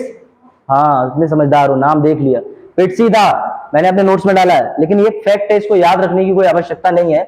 1784 में जब सरकार बदली तो सबसे युवा प्राइम मिनिस्टर मिला पूरे विश्व को, जिसकी आयु थी मात्र, हाँ, आप में से एक का बच्चे होंगे 24 के भी, ठीक है, कोई 32-33 का भी होगा, जो नहीं समझते। चलो अब जरा ध्यान से समझना कि मैंने इसकी एज क्यों बताई, क्योंकि 24 साल का जो व्यक्ति होता है ना, वो बहुत ज्यादा खुश होता है अपनी लाइफ में कि मैं चाहूं तो क्रांतिकारी आंदोलन ला दूं, मैं चाहूं तो सरकार बना दूं, मैं चाहूं तो यूपीएससी बना दूं, बस रात के 1:30 बजे व्हाट्सएप ना चला होता तो तुम्हारा भाई आज IAS होता। मतलब ऐसा 24 साल के बच्चे सोचते हैं, ठीक है, कि यार हर जिम्मेदारी जरूरी है और जिम्मेदारी पूरी कर रहा है। तो 24 साल के युवा में जो है अत्यधिक ज्यादा स्त्रोत होते हैं शक्तियों के। तो ये 24 साल का जब पिट्स आया तो इसने कहा 1773 फेल क्यों हुआ? क्योंकि उन्हें तमीज नहीं थी लॉ बनाने की। 1781 वो सुधार नहीं पाए क्योंकि उन्हें अकल नहीं थी ठीक करने की। मैं पिट्स द यंग 24 साल का लड़का सारी समस्याएं दूर करूंगा और मैं 1773 का कंपनी के ऊपर जो कब्जा करने का प्रयास किया था ब्रिटेन की सांसद ने, मैं पूरा करूंगा। इसलिए इसके नाम पे फोकस करना। इसके नाम का पहला लेटर है P और इसने सबसे पहले ईस्ट इंडिया कंपनी को घोषणा कर दी कि आज से ईस्ट इंडिया कंपनी जो है वो किसी के बाप की जागीर नहीं है, वो ब्रिटेन के पार्लियामेंट की एक अधिग्रहित भूमि है जिसको बोलते हैं कब्जा। इसलिए 1784 में पिट्स ने घोषणा कर दी कि ईस्ट इंडिया कंपनी का ये वाला घर, ये वाला घर, ये वाला घर इंडिया में सारा का सारा ब्रिटेन का है और ये सिर्फ उसमें किराएदार बन के रह रहे हैं। इसलिए पिट्स ने सबसे पहले घोषणा करी पोजीशन की, कब्जे की। बात आई समझ में? क्लियर? इसका नाम है, इसका नाम ही हम ट्रिक बना देंगे, अभी देखते रहना। तो सबसे पहले इसने घोषणा करी कब्जा की और कब्जे को इंग्लिश में पोजीशन कहते हैं, जिसकी पोजीशन POSITION नहीं होता, पोजीशन, हाँ POSSESSION लिख दे रहा हूं मैं स्पेलिंग, ये लिखी है मैंने, शायद आपको दिख ना रही हो। POSSESSION, इसका P पकड़ लो, पिट्स के नाम का पहला लेटर P से, पोजीशन कब्जा। यानी कि इसने प्रयास करा ईस्ट इंडिया कंपनी को यह बताने का कि नौकर नौकरी होता है, मालिक मालिक ही होता है। ये कंपनी की तुम्हें अनुमति मिली थी, सारा हिसाब, सारी संपत्ति, सारी सेना हमारी है और इसी वजह से तुम्हारी जितनी भी संपत्ति है उसको आज हम डिक्लेयर करते हैं कि वो हमारी पोजीशन है। तो सवाल आएगा, सबसे पहले ब्रिटिश पोजीशन ने अपनी संपत्ति कौन से एक्ट में क्लेम करी थी? तो 1784 में। ये रेगुलेटिंग एक्ट नहीं था, ये था पिट्स एक्ट। क्यों? क्योंकि रेगुलेटिंग एक्ट सिर्फ 1773 था, उसके बाद कोई रेगुलेटिंग एक्ट बनाने की आवश्यकता पड़ी ही नहीं। ये बात आई समझ में? आगे देखोगे चार्टर अधिनियम बनेंगे, उसके बाद देखोगे चार्टर अधिनियम के बाद सिर्फ अधिनियम रह जाएंगे, तो ये चीज आपके समझ में आएगी। पिट्स पूरा हुआ P। उसके बाद अगला लेटर है इसका I। अब एक बात समझना, 1781 में सुप्रीम कोर्ट के पास दो विधि थी जिसका हल नहीं निकला था। पहला अंग्रेजी विधि, ठीक है, जैसे टॉल्ट, डॉक्ट्राइन, कंसाइंस, जस्टिस, इसे आपको ज्यादा अच्छे से पढ़ने की आवश्यकता नहीं। और दूसरा था भारत। भारत के अंदर कोई विधि थी ही नहीं। भारत में जो निर्णय दिए जाते थे वो राजा महाराजाओं के अपनी प्रतिष्ठा परंपरा पे होते थे। उन्हें लगा कि फलाने को फांसी चढ़ा दो, तो भले ही वो उनकी बकरी चोरी करी, फांसी लगा दो। इधर लगा ये हत्या जायज है, हत्या इन्होंने जो करी है भैया वो ठीक करी है, इसके लिए कोई सजा नहीं देनी चाहिए। तो जब कहीं पर संहिताबद्ध लॉ नहीं होता तो ये दिक्कतें तो आती हैं। यही दिक्कतें आई, इसका हल निकाला पिट्स ने। पिट्स ने कहा आज से कोई भी भारत में अगर सुप्रीम कोर्ट फैसला देगा या कोई भी विधि बनेगी जो भारत में प्रयोग में लाई जानी है, तो वो कहां पर सबसे पहले परिचित की जाएगी? ब्रिटेन में। तो परिचय को इंग्लिश में कहते हैं इंट्रोडक्शन, और पिट्स का दूसरा अल्फाबेट है I, यानी कि इंट्रोडक्शन। तो लिख सकते हो आप कि पिट्स ने इंट्रोडक्शन ऑफ लॉज निकाला। हाँ सर, हाँ नमस्ते सर, बताएं। नहीं सर, कुछ नहीं अभी चल पा रहा है, अभी HDMI केबल ही नहीं है ये, बस अभी हम क्लास ले रहे हैं बोर्ड पे सर। हाँ नहीं सर, उसका कोई यूज नहीं हो पाएगा, आप ऐसे मैनुअली पढ़ाइएगा आज भी सर। और कहें तो आप लैपटॉप में स्लाइड दिखा सकते हैं, लैपटॉप हम अरेंज कर देंगे। ठीक ठीक ठीक ठीक। आई समझ में आया? फिर से समझ लो, इंट्रोडक्शन ऑफ लॉज। भारत में कोई भी विधि बनाई जाएगी या कोई भी विधि लागू करी जाएगी जिसके तहत इंडिया में कोई भी लंबित वादों पर, मामलों पर विचार किया जाएगा, तो वो सिर्फ और सिर्फ परिचय यानी इंट्रोड्यूस कहां किए जाएंगे? ब्रिटेन की संसद में। ये था पिट्स का I का दूसरा। बात आई समझ में? नाउ सबसे इंपॉर्टेंट चीज अब आती है, उसे समझ लेना।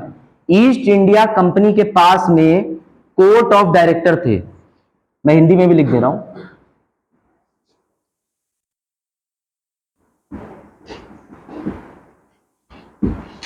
ये जो निदेशक परिषद थे, बोर्ड थे, ये बात क्लियर है? उसके साथ में एक व्यक्ति और था जिसे आप कह रहे थे गवर्नर जनरल ऑफ बंगाल। इसके पास में अधिशासी परिषद था। अब ध्यान से समझना, पिट्स ने एक बढ़िया सी तलवार खरीदी और पिट्स ने तलवार खरीदने के बाद गया और कहा पता है क्यों कंपनी क्यों नहीं कंट्रोल हो रही है? बोले क्यों? क्योंकि कंपनी में तुमने ये 4 के 4 जो COD बैठा ले है ना, ये ईस्ट इंडिया कंपनी इनको देती है पैसा।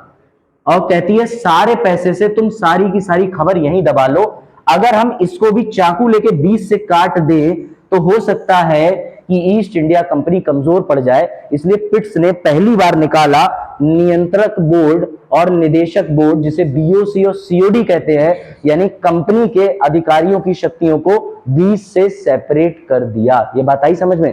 इसी को कहते हैं 1784 की दोहरी सरकार, डुअल गवर्नमेंट। पढ़ा होगा आपने, पढ़ा था डुअल गवर्नमेंट। किसे डिवाइड करा? गवर्नर ऑफ बंगाल से कोई लेना देना नहीं, इसके अधिशासी परिषद से कोई लेना देना नहीं। हमने देखा था 1773 में ईस्ट इंडिया कंपनी के पास कोर्ट ऑफ डायरेक्टर थे। इस कोर्ट ऑफ डायरेक्टर को बीच से काट के दो नए पद सृजित कर दिए, दो नए बोर्ड बना दिए। पहले बोर्ड का नाम था बोर्ड ऑफ कंट्रोल, दूसरे का नाम था कोर्ट ऑफ डायरेक्टर, जो कि यही नाम था सेम।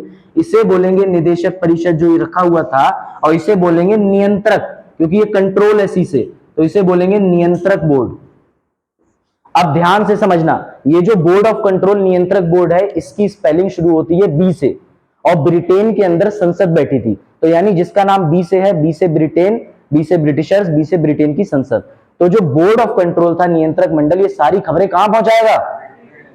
सी से कंपनी का नाम, सी से कोर्ट ऑफ डायरेक्टर। तो कंपनी के आधार पर या कंपनी के बिहाफ पर सारे कमर्शियल फैसले कौन लेगा? Court of director.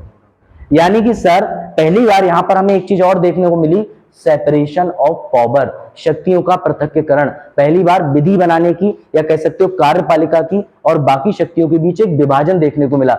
सबसे पहले ये विभाजन करने वाला अधिनियम 1781, व्यक्ति पिट्स। क्लियर हुआ? मैं एक बार फिर ये चीज रिपीट कर देता हूं।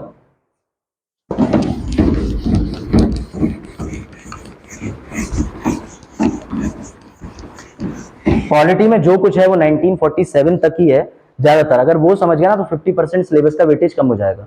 अप्रोक्स तीसरा दिन है, 5 दिन लगते हैं 47 तक पहुंचने में। लेकिन यही है कि आप लोग कंटिन्यूअसली नहीं आ पा रहे हो। जैसे कुछ बच्चे आ जाए तो जिसके पास से ना दिमाग से छूट गया उसको क्लास बोरिंग लगेगी। मेरा फॉर्म ऑफ स्टोरी टेलिंग जो है ना वो पिक्चर की तरह है। ये शुरू में बता दिया कि भैया काजोल ये शाहरुख ये, अब बाद में तुम आ रहे हो तो तुम अमरीश पुरी को शाहरुख समझ सकते हो, नहीं समझे? यानी कि तब तुम्हें कंफ्यूजन हो जाएगी कि पिक्चर का मेन हीरो कौन है।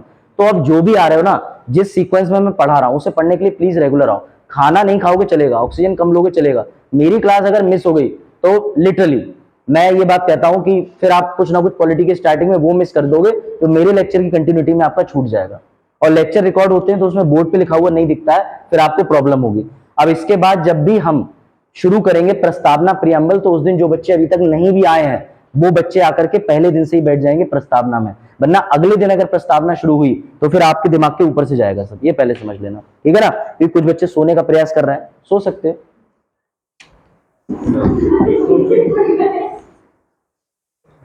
समझदार हैं बच्चे। चलो भैया 1784 पिट्स बाबूजी ने क्या किया तो देखो ध्यान से, इसका नाम याद रखना पिट, ठीक है? सरकार तो इसकी पिट ही गई थी, ये भी पिट गया। सबसे पहले इसने निकाला पोजेशन, और पोजेशन का मतलब होता है कब्जा।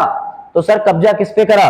कब्जा का मतलब ये होता है कि भारत में जहां पे भी ईस्ट इंडिया कंपनी की जमीन थी, इसने ब्रिटेन सांसद का झंडा खड़ा कर दिया। आज भी यही नियम चलता है। तो माउंट एवरेस्ट पे जाओगे चढ़ाई करने, किसी भी माउंट एवरेस्ट पे, अरुण इधर देखो, कान बाद में साफ करना, राम स्वरूप जाना। जब भी तुम माउंट एवरेस्ट पे चढ़ाई करते हो तो एक छोटा झंडा लेके चढ़ाई करते हो और अपनी चढ़ाई पूरी करने के बाद अपना झंडा वहां लगा देते हो। हमने भी चढ़ाई पूरी कर ली।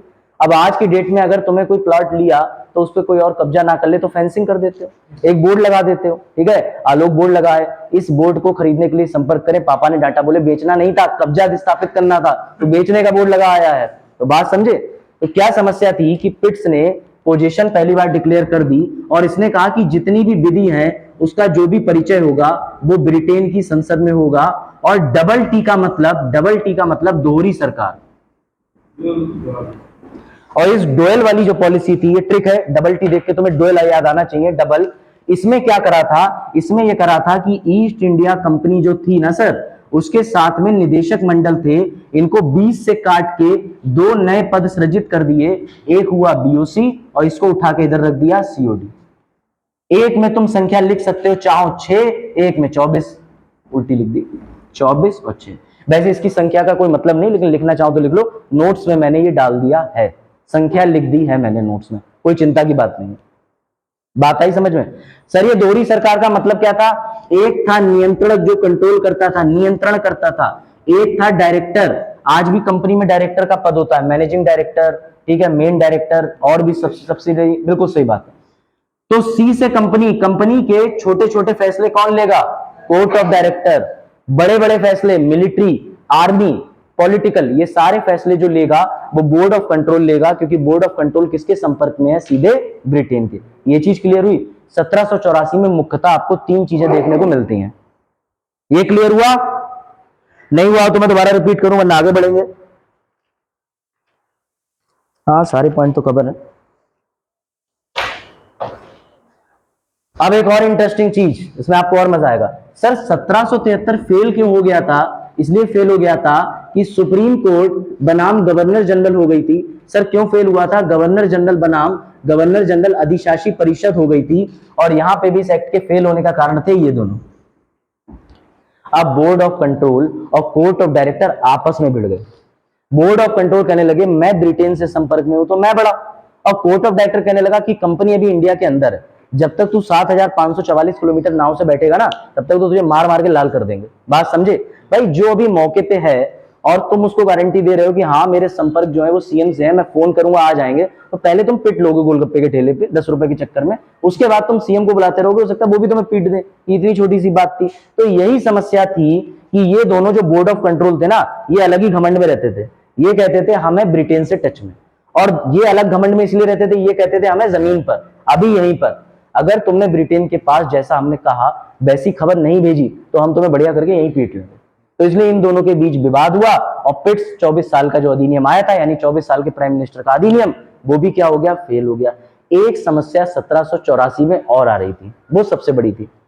1773 में आपने एक चीज और देखी कि बॉम्बे मद्रास की शक्तियां कहां जाने लगी थी? अब ध्यान से सुनना, दूसरे बच्चे का एग्जांपल ले लेते हैं, नाम अपना बताओ। हाँ चरण सिंह। चरण सिंह ने जब ईस्ट इंडिया कंपनी को फोन करा तो बोले चरण लागे भैया, तो बोले हाँ ठीक है बेटा मेरा नाम ही चरण है, तुमने सही नाम लिया। उसके बाद आगे बढ़ते हैं। हुआ ये कि इनको बना देते हैं थोड़ी देर गवर्नर ऑफ बॉम्बे, ठीक है। चरण थे गवर्नर ऑफ बॉम्बे, और सारी शक्तियां उठ के जा रही थी कृष्णपाल के पास में जो थे गवर्नर ऑफ बंगाल। इधर मद्रास वाले आलोक थे। अब ये दोनों गवर्नर जो थे ये इस बात से तो खिसिया ही रहे थे, गुस्से में थे कि यार हमारी शक्तियां उठा करके दे रहे हैं, क्या पिताजी हमें योग्य नहीं समझते? यानी कहने का मतलब मिर्जापुर वाला सीन हो गया। इन्होंने कहा योग्यता तो हमारी बहुत है लेकिन योग्य समझते नहीं है। इनके अंदर ये कष्ट था। ये बिना बात के गद्दी संभाल रहे थे मिर्जापुर की, बात आई समझ में? Which is Bengal. समस्या ये हुई कि एक दिन बॉम्बे में मॉब लिंचिंग हो गई, भीड़ हिंसक हो गई, और भीड़ ने अद्धे पत्ते शुरू कर दिए भैया। अब आलोक ने क्या करा? आलोक ऐसे बैठ गए तो लोगों ने कहा कुछ करो। बोले जाओ जाओ कृष्णपाल के पास जाओ बंगाल में। बोले सर बंगाल इतने किलोमीटर दूर हम कैसे जाएंगे? जब तक तो हम जाएंगे या लाखों लोग मर जाएंगे।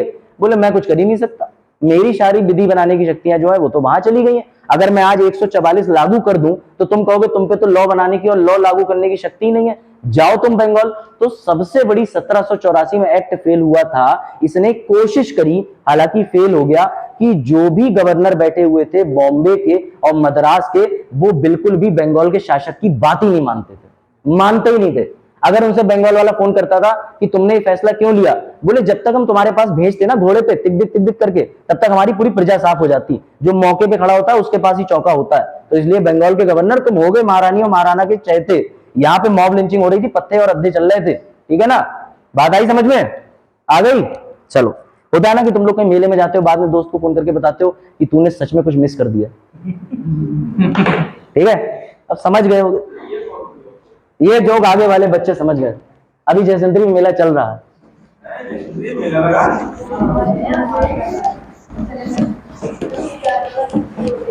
ठीक है ना? तो ये बात समझ गए। तो ये दोनों मेले पहुंचे गवर्नर, और इन्होंने कहा कि बंगाल के गवर्नर ने बहुत कुछ मिस कर दिया। अब हम फोन करके तो बताएंगे नहीं कि आ जाओ, क्योंकि मौके पे चीज है, झूला झूला, ठीक है? तुम लोग कुछ अलग समझ रहे हो। चल तो 1784 भी फेल हो गया। सर फेल क्यों हुआ? क्योंकि नियंत्रक और निदेशक यानी board of control court of director के बीच आपस में भिड़त हो गई, और दूसरा जो दोनों गवर्नर थे वो किसी भी तरीके से गवर्नर ऑफ बंगाल की कोई भी बात मानने को तैयार नहीं थे। बात आई समझ में? इसीलिए ये 1784 का पिट्स अधिनियम फेल हो गया। अब आ जाओ वापस से, 1773 में एक चीज और सर हमने पढ़ी थी कि 20 साल के बाद ब्रिटेन की सांसद दोबारा से कंपनी के लिए नियम बनाएगी। ये तो फैक्ट था। बीच में हमने 1781 क्यों पढ़ा और 1784 क्यों पढ़ा? क्योंकि ये ब्रिटेन की सांसद ने मजबूरी में नियम पास करे थे। एक 84 में सरकार बदली थी तो पिट्स ने पास किया, 1781 में सुधार करने के लिए पास किया। जब 1793 आया तो 1793 आते आते पूरे यूरोप में औद्योगिकरण चरम सीमा पर पहुंचने लगा, यानी इंडस्ट्री की इतनी मांग हो गई, व्यापार जो है वो बहुत ज्यादा फैल गया और बड़े लेवल पे व्यापार होने लगा। तब ऐसे में आपको मैं स्टोरी सुनाता हूं अफीम की। अफीम के बारे में सुना है? चलो आज देखो, सिर्फ कोविड और आई फ्लू नहीं, अफीम भी तेजी से कैसे फैल रही थी। मजा आएगा तुम्हें। याद रखना 1793। एक तो यार ये मार्कर तुम लोगों के, अगर मार्कर परमानेंट चल रहे हो तो बड़ा मजा आता। चलो 1793 के पीछे की हम स्टोरी पढ़ेंगे, उससे पहले इसका ऐतिहासिक बैकग्राउंड सुन लो। इसका ऐतिहासिक बैकग्राउंड मैं तुम्हें बताता हूं।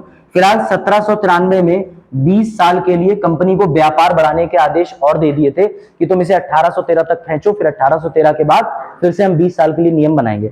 1793 में ना ईस्ट इंडिया कंपनी में, अब किसे पकड़े, अरुण को पकड़ लेते हैं, ठीक है। अरुण जो था वो बिजनेस माइंड में बहुत तेज था। अरुण ईस्ट इंडिया कंपनी में आराम से कोर्ट ऑफ डायरेक्टर की पद में बैठा हुआ था और अरुण ने एक दिन दिमाग लगाया कि अब कंपनी को जरूरत है चारों तरफ अपना विस्तार करने की। तो अरुण ने नक्शा उठाया। अरुण ने देखा हमारे जस्ट बगल में एक ऐसा देश है जो कि बहुत ज्यादा समृद्ध है और जहां आबादी बहुत है, विच इज कॉल्ड चाइना। उस समय पे पाकिस्तान तो बना नहीं था, लो आईक्यू नेशन, सभी लोग जानते हैं ना, लो आईक्यू नेशन पाकिस्तान। उस समय पाकिस्तान बना नहीं था, लेकिन अरुण ने कहा चाइना में फोन करके कि माओइस्ट सरकार थी, तो अरुण ने फोन मिलाया, बोले चाइना एक काम करते हैं, देख मैं ईस्ट इंडिया कंपनी, तू चाइना, हम भी 140 करोड़ के आसपास, तू भी, मिलके 280 करोड़ बन जाते हैं और पूरे भारत पे राज करेंगे। तो ईस्ट इंडिया कंपनी के इस नीति पे चाइना ने जो रिस्पॉन्स दिया, चाइना ने कहा हम तुमसे करते हैं, वर्ड याद रखना, डिसट्रस्ट, यानी हमें तुम पे रत्ती भर भी विश्वास नहीं है। तब अरुण ने कहा क्यों ऐसा काय को? बोले तुमने हमारे यहाँ बच्चे, बड़े और बुढ़े सबको लत लगा दी है अफीम की। तो अरुण चौंके, अफीम की लत कैसी? तब पता चला कि ईस्ट इंडिया कंपनी को जब व्यापार करने का अधिकार मिला तो वो बिहार में और बंगाल में जम के ओपियम यानी अफीम की खेती किया करते थे, और वो खेती अफीम की करने के बाद सारा का सारा अफीम ट्रांसफर कर दिया करते थे स्मगलिंग के तौर पे अवैध रूप से चाइना के पास। इस वजह से चाइना के अंदर होने लगे थे ओपियम वॉर, यानी अफीम को लेकर के युद्ध। सर ये सोर्स क्या है आपकी पढ़ाई का? तो नाम है किताब का बुक ऑन ओपियम वॉर, यानी कि अफीम पर आधारित युद्ध। जो राइटर है उनका नाम है टी.आर. गोखले। इस बारे में पढ़ना, रिसर्च करना कि सर कैसे 1793 पर प्रभाव पड़ा था अफीम के युद्धों का। तो चाइना से जब ईस्ट इंडिया कंपनी ने कहा कि तुम हमारे साथ साझेदारी कर लो, तो उनका हिसाब ये हो गया था कि जैसे अगर आज मैं तुमसे कह दूं टेररिस्ट, तो तुम्हारे दिमाग में वही इमेज आएगी ना कि एक काले रंग के कपड़े पहन के पगड़ी लगा के एक आतंकवादी खड़ा है। ऐसे ही जब चाइना को हिला के पूछा जाता था ना कि इंडिया, तो उसको अफीम याद आता था। ये मानसिकता हो गई थी, क्योंकि इंडिया के अंदर ईस्ट इंडिया कंपनी थी, इसमें इंडिया की कोई गलती नहीं थी। ईस्ट इंडिया कंपनी अफीम की स्मगलिंग कर रही थी और सारा अफीम चाइना में पहुंचा रही थी। इससे चाइना को इंडिया से इरिटेशन होने लगा था। और यही नहीं, इसीलिए आज भी चाइना जो है हमसे व्यापार तो बढ़ाता है लेकिन हमारे साथ कोई व्यापार नहीं करना चाहता। चाइना ने अपने 25-26 मोबाइल के ब्रांड इंडिया में लॉन्च कर रखे हैं। ये तुम जो ओप्पो, वीवो और ये सब देखते हो ना, ये सभी चाइनीज भाई हैं। ये भी नहीं, वन प्लस भी चाइनीज ब्रांड है। सिर्फ हमारे नॉर्थ कोरिया वाले, साउथ कोरिया वाले भैया का सैमसंग है, वो ठीक चल रहा है, लेकिन जितने भी अदर मोबाइल ब्रांड है जैसे शाओमी, रियलमी, ये सब चाइनीज है। चाइनीज इसमें इंडिया को पार्टनर नहीं बनाती है। चाइनीज क्या करते हैं कि इंडिया के अंदर प्लांट लगा देते हैं, जाओ बनाओ 1 करोड़ मोबाइल, टैक्स लेना ले लो, हम तुम्हें पार्टनर नहीं बनाएंगे। तो ये पुराना डिस्ट्रस्ट का रिश्ता है। ये अगर मैंने आपको IR पढ़ाया, अंतरराष्ट्रीय संबंध, तो मैं ऐसे ही बताता आपको, लेकिन ये उसी का एक टॉपिक है। तो सर इससे 1793 में हमें क्या देखने को मिला? इससे हमें 1793 में एक चीज देखने को मिली कि जब 20 साल का कंपनी का व्यापार बढ़ा तो ब्रिटेन की क्वीन ने कंपनी को इश्यू कर दिया था मैकडॉनल्ड। क्या मतलब सर मैकडॉनल्ड क्या होता है? ध्यान से समझना, मैकडॉनल्ड का मतलब ये होता है फ्रेंचाइजी। सुनिए, फ्रेंचाइजी, ठीक है। भूमि पेड़े, सबसे बढ़िया पेड़े नाम से दुकान शुरू करी। अब वो पूरे इंडिया में ब्रांचेस फैल गई। तो भूमि ने क्या करा, लोगों से कहा MBA चाय वाले की तरह, आओ 5 लाख रुपए दो, भूमि पेड़े नाम से बोर्ड लगा लो और पेड़े बेचो, जैसे भी बना के बेचना तुम्हारी मर्जी, मेरे नाम को यूज कर लो। ऐसी ब्रिटेन की सांसद ने कहा कि अब हम तुम्हारा 20 साल का व्यापार तो बढ़ा रहे हैं, अब हम तुम्हें एक शक्ति देते हैं, उस शक्ति का नाम है कंट्री प्रिविलेज। क्या नाम है?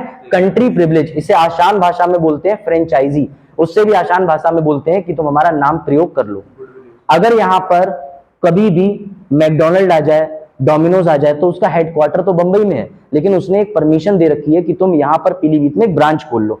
ऐसे ही ईस्ट इंडिया कंपनी को जब शक्ति मिल गई कि तुम अब किसी को भी लाइसेंस दे दो, वो तुम्हारे नाम पे विदेशों में और जगहों पे व्यापार कर सके, तो 1793 में इसका दुरुपयोग किया गया, और इसका दुरुपयोग अभी तुमने देखा ओपीएम की स्मगलिंग में। बात आई समझ में? तो 1793 में सर 2 घटनाएं बुरी घटी। एक तो ये जो फ्रेंचाइजी सिस्टम आया, इस फ्रेंचाइजी सिस्टम को, जिसे आप कह सकते हो कि लाइसेंस प्रथा, अनुमति प्रथा, या कुछ भी कह सकते हो, इस अनुमति की वजह से चाइना से हम वॉर एक्सपेंड करने गए तो चाइना ने मना कर दिया, और हमारा व्यापार ईस्ट इंडिया कंपनी का धरा का धरा रह गया, सिर्फ एशिया के कुछ ही प्रांतों तक।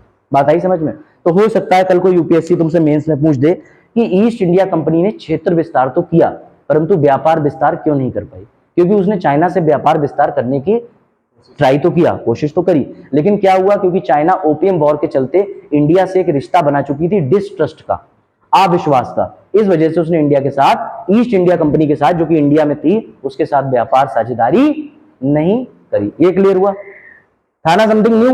तो पुराने साल के बच्चों, इस साल कुछ बहुत अपडेटेड कंटेंट है, लेकिन फर्क इतना है, तुम लोग पढ़ के आओ तो ज्यादा मजा आएगा। बात आई समझ में? और नहीं पढ़ के आओगे तो कोई बात ही नहीं। क्यों बता, किससे हमने अफीम की जो है क्या कहते हैं व्यापार बढ़ाने की कोशिश करी, और किसने कहा कि आप अफीम हमारे यहाँ स्मगलिंग करते हो, हम नहीं बढ़ाएंगे? चाइना। पक्का? पाकिस्तान ने तो नहीं कहा था? आज का था। शाबाश, उस समय पाकिस्तान था ही लो आईक्यू नेशन। चलो, समझ में आया? 1793 कोई दिक्कत? सर 1793 में क्या क्या हुआ? 1793 में 20 साल के लिए व्यापार बढ़ा दिया गया, और 1793 में फ्रेंचाइजी सिस्टम आया जो फेल हो गया। साथ ही 1793 में एक बहुत बढ़िया चीज हो गई जिसे कहते हैं उपस्थिति।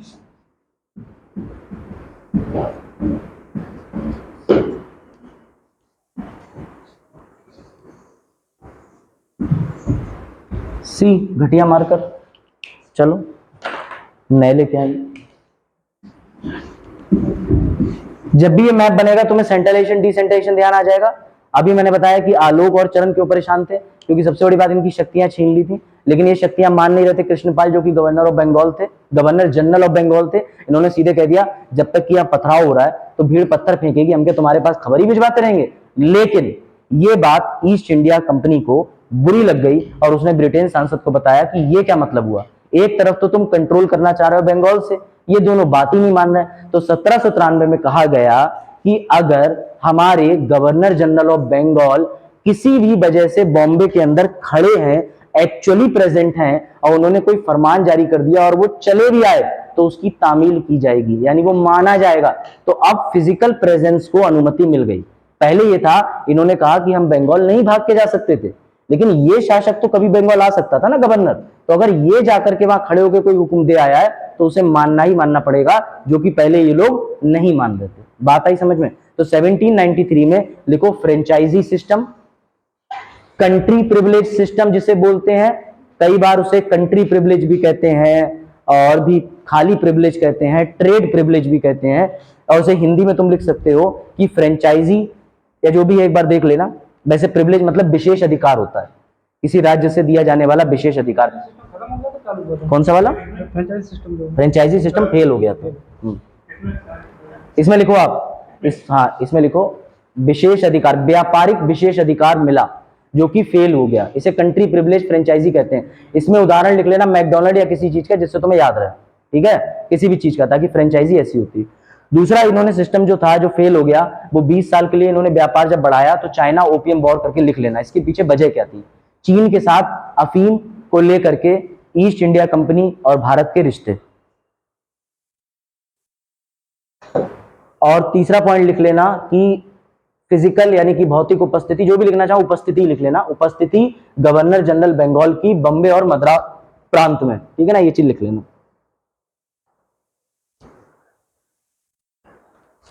चलो यार, तीसरा वाला लिख लीजिए उपस्थिति। उपस्थिति लिख लीजिए गवर्नर जनरल बंगाल की बॉम्बे या मद्रास, इन दोनों जगहों पे अगर वो उपस्थित हो गया और वो कह आया कि मॉब लिंचिंग में भले ही तुम शहीद हो जाओ लेकिन तुम कभी भी मॉब लिंचिंग के खिलाफ ऐसा नहीं करोगे। मॉब लिंचिंग एग्जाम्पल है, कहीं तुम लोग मॉब लिंचिंग की मत लिख लेना, मैंने तुम्हें उदाहरण दिया था जब हिंसक भीड़ किसी को कूटने आ जाती है। ठीक है, आगे बढ़े। अब यहां पर एक और नई चीज देखने को मिली, पिट्स द यंग तो चले गए लेकिन उन्होंने लोगों को यह समझा दिया कि ईस्ट इंडिया कंपनी से पैसा कैसे वापस लेना है। इसी के चलते 1793 में यह भी कहा गया कि अब 5 लाख रुपया कहा जाएगा ब्रिटेन में ईस्ट इंडिया कंपनी से। 1793 में यह भी तय कर दिया गया कि 5 लाख की ईएमआई जाएगी किसके पास, ब्रिटेन की संसद के पास। 1793 चीजें हुई। अभी मैं सब बता दूंगा, रुक जाओ, सब बता दूंगा, प्लीज रुक जाओ। तो मैं रोकने का मतलब ये है, गधा मतलब घोड़े को रोकना, ठीक है। पता नहीं क्यों हंस रहे हैं ये लोग, मैंने तो अपनी त्रुटि भी सुधारी।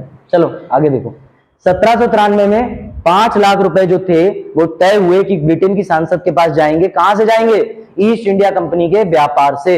उसके बाद एक चीज और तय हो गई कि सर ब्रिटेन की सांसद में, भाई जो लोग ब्रिटेन की संसद में बैठे हुए हैं उनकी सैलरी भी अब जाएगी इंडिया से। देख रहे हो लूटपाट शुरू। और ये जो सैलरी थी ना, ये 5 लाख रुपए में तो कभी गई नहीं, जाता था देशी घी, चावल, आम, ठीक है, गुलाम, स्लेव, मैं कहना नहीं चाह रहा, वेरी सॉरी, लेकिन गर्ल्स, ठीक है, ये लोग यही सब। तो ये सारी चीजों के फॉर्म में ये लोग इंडिया से शोषण करना इन्होंने बढ़िया से शुरू कर दिया। और ईस्ट इंडिया कंपनी, क्योंकि 5 लाख रुपए देने से अच्छा है कि महाराजा को एक बेशकीमती हीरा दे दो, वो हमें यही खुदाई करके मिल गया, 5 लाख की बड़ी रकम नहीं भेज रहे हैं, और वहां ऊपर अब्बा फैला दी कि भैया ये great great great great great Shah Shuja के दादाजी यूज करते थे, वो इसी में खुश है। तो इस तरीके से भारत का शोषण होना शुरू हो गया। उसके लिए सारे अधिनियम जिम्मेदार है, इसमें से एक 1793 भी है। तनख्वाह जा रही थी और 5 लाख रुपया जा रहा था, और इसी रुपए के बदले में स्लेब जा रहे थे, चावल जा रहे थे, दुनियादारी सारी चीजें जा रही थी, कपास जा रहा था। सही है, कपास का मतलब समझते हो ना, पहने हो। आगे बढ़े,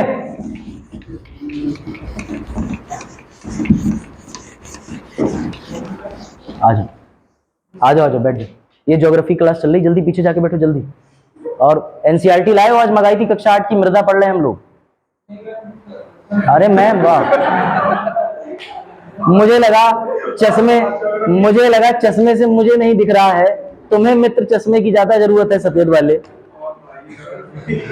ये बच्चा सच्चा विद्यार्थी है, इसको पता था पिछले साल ज्योग्राफी किसी फीमेल टीचर ने पढ़ाई थी, तो सामने कोई भी मैम, अरे कोई नहीं, यहाँ पॉलिटिकल साइंस की क्लास चल रही है, मैं कॉन्स्टिट्यूशन पढ़ा रहा हूँ। लेकिन आप काफी लेट आए हैं, आप जल्दी आ जाइएगा, अब तो लेक्चर खत्म होने वाला है, 10-12 मिनट का और रह गया।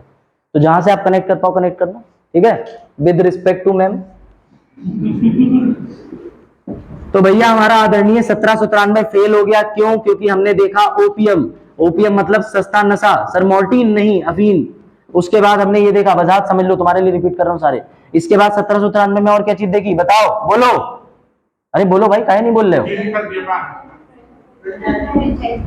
चाहे कंट्री प्रिविलेज लिख लो, चाहे हिंदी वालों लिख लो, देश और व्यापार पर दिया जाने वाला विशेष अधिकार, जिसे हम बोलते हैं फ्रेंचाइजी सिस्टम। और उसके अलावा इसी के नीचे फ्लो चार्ट बना के लिखो, 5 लाख रुपया देना था ब्रिटेन की संसद को। इसके अलावा लिखो तनख्वाह भी देनी थी, सैलरी, ब्रिटेन के पार्लियामेंट के अधिकारियों को। वेरी गुड, फिजिकल अपीयरेंस, मैं वही देखने तो आगे जा रहा था, तुमने पीछे बुला लिया। चलो, physical presence of governor of Bengal in Bombay और मद्रास, इसे तो स्पेशली वाले से लिखो, यानी कि उपस्थिति। ठीक है, बात आई समझ में? ये था 1793 का। कितने बच्चे ऐसे थे जिन्हें पहले से ओपीएम वॉर पता था? किसी को नहीं पता होगा, मुझे पता नहीं पता। चलो, अपडेटेड सामग्रियां लें। 2020 की सामग्री पढ़ने से 2024 का एग्जाम नहीं निकलेगा, समझ रहे हो? अब तुम 1600 रुपए दृष्टि के नोट्स पे खर्च कर चुके हो, उसे हाथ से ताप लेना, वो पुराना हो गया है। लक्ष्मीकांत का 5th है, वो चलाते रहो। 7वें एडिशन में जो अभी 15 जुलाई को रिलीज हुआ है, 1364 पन्नों का, उसमें से अभी, हाँ वही मैं कहने वाला था, लेकिन उसमें जो लॉ का सेगमेंट है वो सारा का सारा जो इंक्लूड हुआ है, अरुण ने मेरे पास फोटो भेजा था, उसमें मैंने देखा था 7-8 चीजें हुई हैं, जैसे बार काउंसिल, लॉ कमीशन, ये सब वो मैं पढ़ाऊंगा 12। हाँ पीडीएफ में तो आप यकीन मानिए पिछले साल की पीडीएफ में मैंने लॉ का बहुत पोर्शन डाला, लेकिन मैंने इसलिए नहीं ज्यादा पढ़ाया, वरना इन लोगों को लगता वकील साहब सिर्फ विधि बता रहे हैं, समझ रहे हो। लेकिन इत्तेफाक देखिए कि विधि ज्यादा आ गई, इसलिए कहते हैं never under estimate geography teacher. हाँ सिलेबस में हुआ है वो मैं सब बताऊंगा। अभी सिलेबस में जैसे विजन की मेंस के जो आ रहे हैं ना 365 और टेस्ट सीरीज, उससे सारे क्वेश्चन में निकाल रहा हूँ। इसीलिए तो मैं तुम्हें चिटफंड कंपनी नहीं है ईस्ट इंडिया कंपनी पढ़ा रहा हूँ, लेकिन नहीं तुम लोग तो वही चलोगे। अखबार में निकला, पापा ने पूछा, हम तो पूछेंगे, पॉलिटी माने सब कुछ, तो बाजार अमर खबर और दैनिक कलेश के चक्कर मत पड़ा करो। शनिवार को निकलेगा आदरणीय अरुण जी का जो है जन्मदिन के उपलक्ष्य में सरकारी छुट्टी है, कल ही है ना, कल ही है तो कोई बात नहीं। अरे तुम जोक नहीं समझते हो अरुण, चलो अभी तुम इस साल समझने लगोगे। आ जाओ, अगला 20 साल के बाद कौन सा अधिनियम आएगा? 1793 के बाद। 1793 में 22/7 गुणा 100 गुणा 3.14 इज इक्वल टू 1813। ठीक है, हैंस प्रूफ सीसेट। ठीक है, इस बार सीसेट बहुत कॉम्प्लिकेटेड हो गया है, तो मैं हर चीज तुम्हें मैथमेटिकली सॉल्यूशंस के साथ दे रहा हूं। ठीक है, free geography and CSAT classes with Abhishek Mishra. Like और डिसलाइक करें। चलो इसे मिटा देते हैं, अन्ना तुम लोग फॉर्मूला भी उतार लोगे। अच्छा 1813 आते आते कोई बता सकता है कौन सी ऐतिहासिक घटना चरम सीमा पे थी? 1813 आते आते इसके पीछे कोई ना कोई ऐतिहासिक घटना थी ना। जो ये घटना बताएगा उसे 10 रुपए वाली 5 स्टार उसके खुद के पैसों की। हाँ मैं क्यों खर्च करूं, सिंपल सी बात है, मैं तो डोडा बर्फी खा चुका। चलो बताओ, ये जो कुछ ही बच्चे समझेंगे। हाँ बताओ 1813 से पहले क्या हुआ था? ये मत बताना तुम्हारे दादाजी के दादाजी का जन्म हुआ था 1812। अच्छा इतने ज्ञानी लोग, 1811 भी कहेंगे कुछ। चलो बताओ 1813 के घटनाक्रम में कौन सी ऐसी घटना हुई थी जिसकी वजह से 1813 में तुम देखोगे कि ए का अधिकार लाना पड़ा था, मोनोपोली जो है उसे कम करना पड़ा, खत्म करना पड़ा था, पूरी तरह नहीं हो पाई थी। ईस्ट इंडिया कंपनी अपना बढ़िया से व्यापार कर रही थी, लेकिन ऐसी क्या व्यापार में समस्या आई, ऐसी कौन सी ऐतिहासिक घटना जिम्मेदार है? बड़ा इंटरेस्टिंग घटना है ये, पिछले साल के बालकों ने है क्या समाप्त हुआ था? ये है हमारे प्राचीन बच्चे, तुम लोगों को पढ़ाया था, नोट्स में इंक्लूडेड है, लेकिन नहीं, हमें सर जब दोबारा पढ़ाई रहे तो नोट्स क्यों खोलें?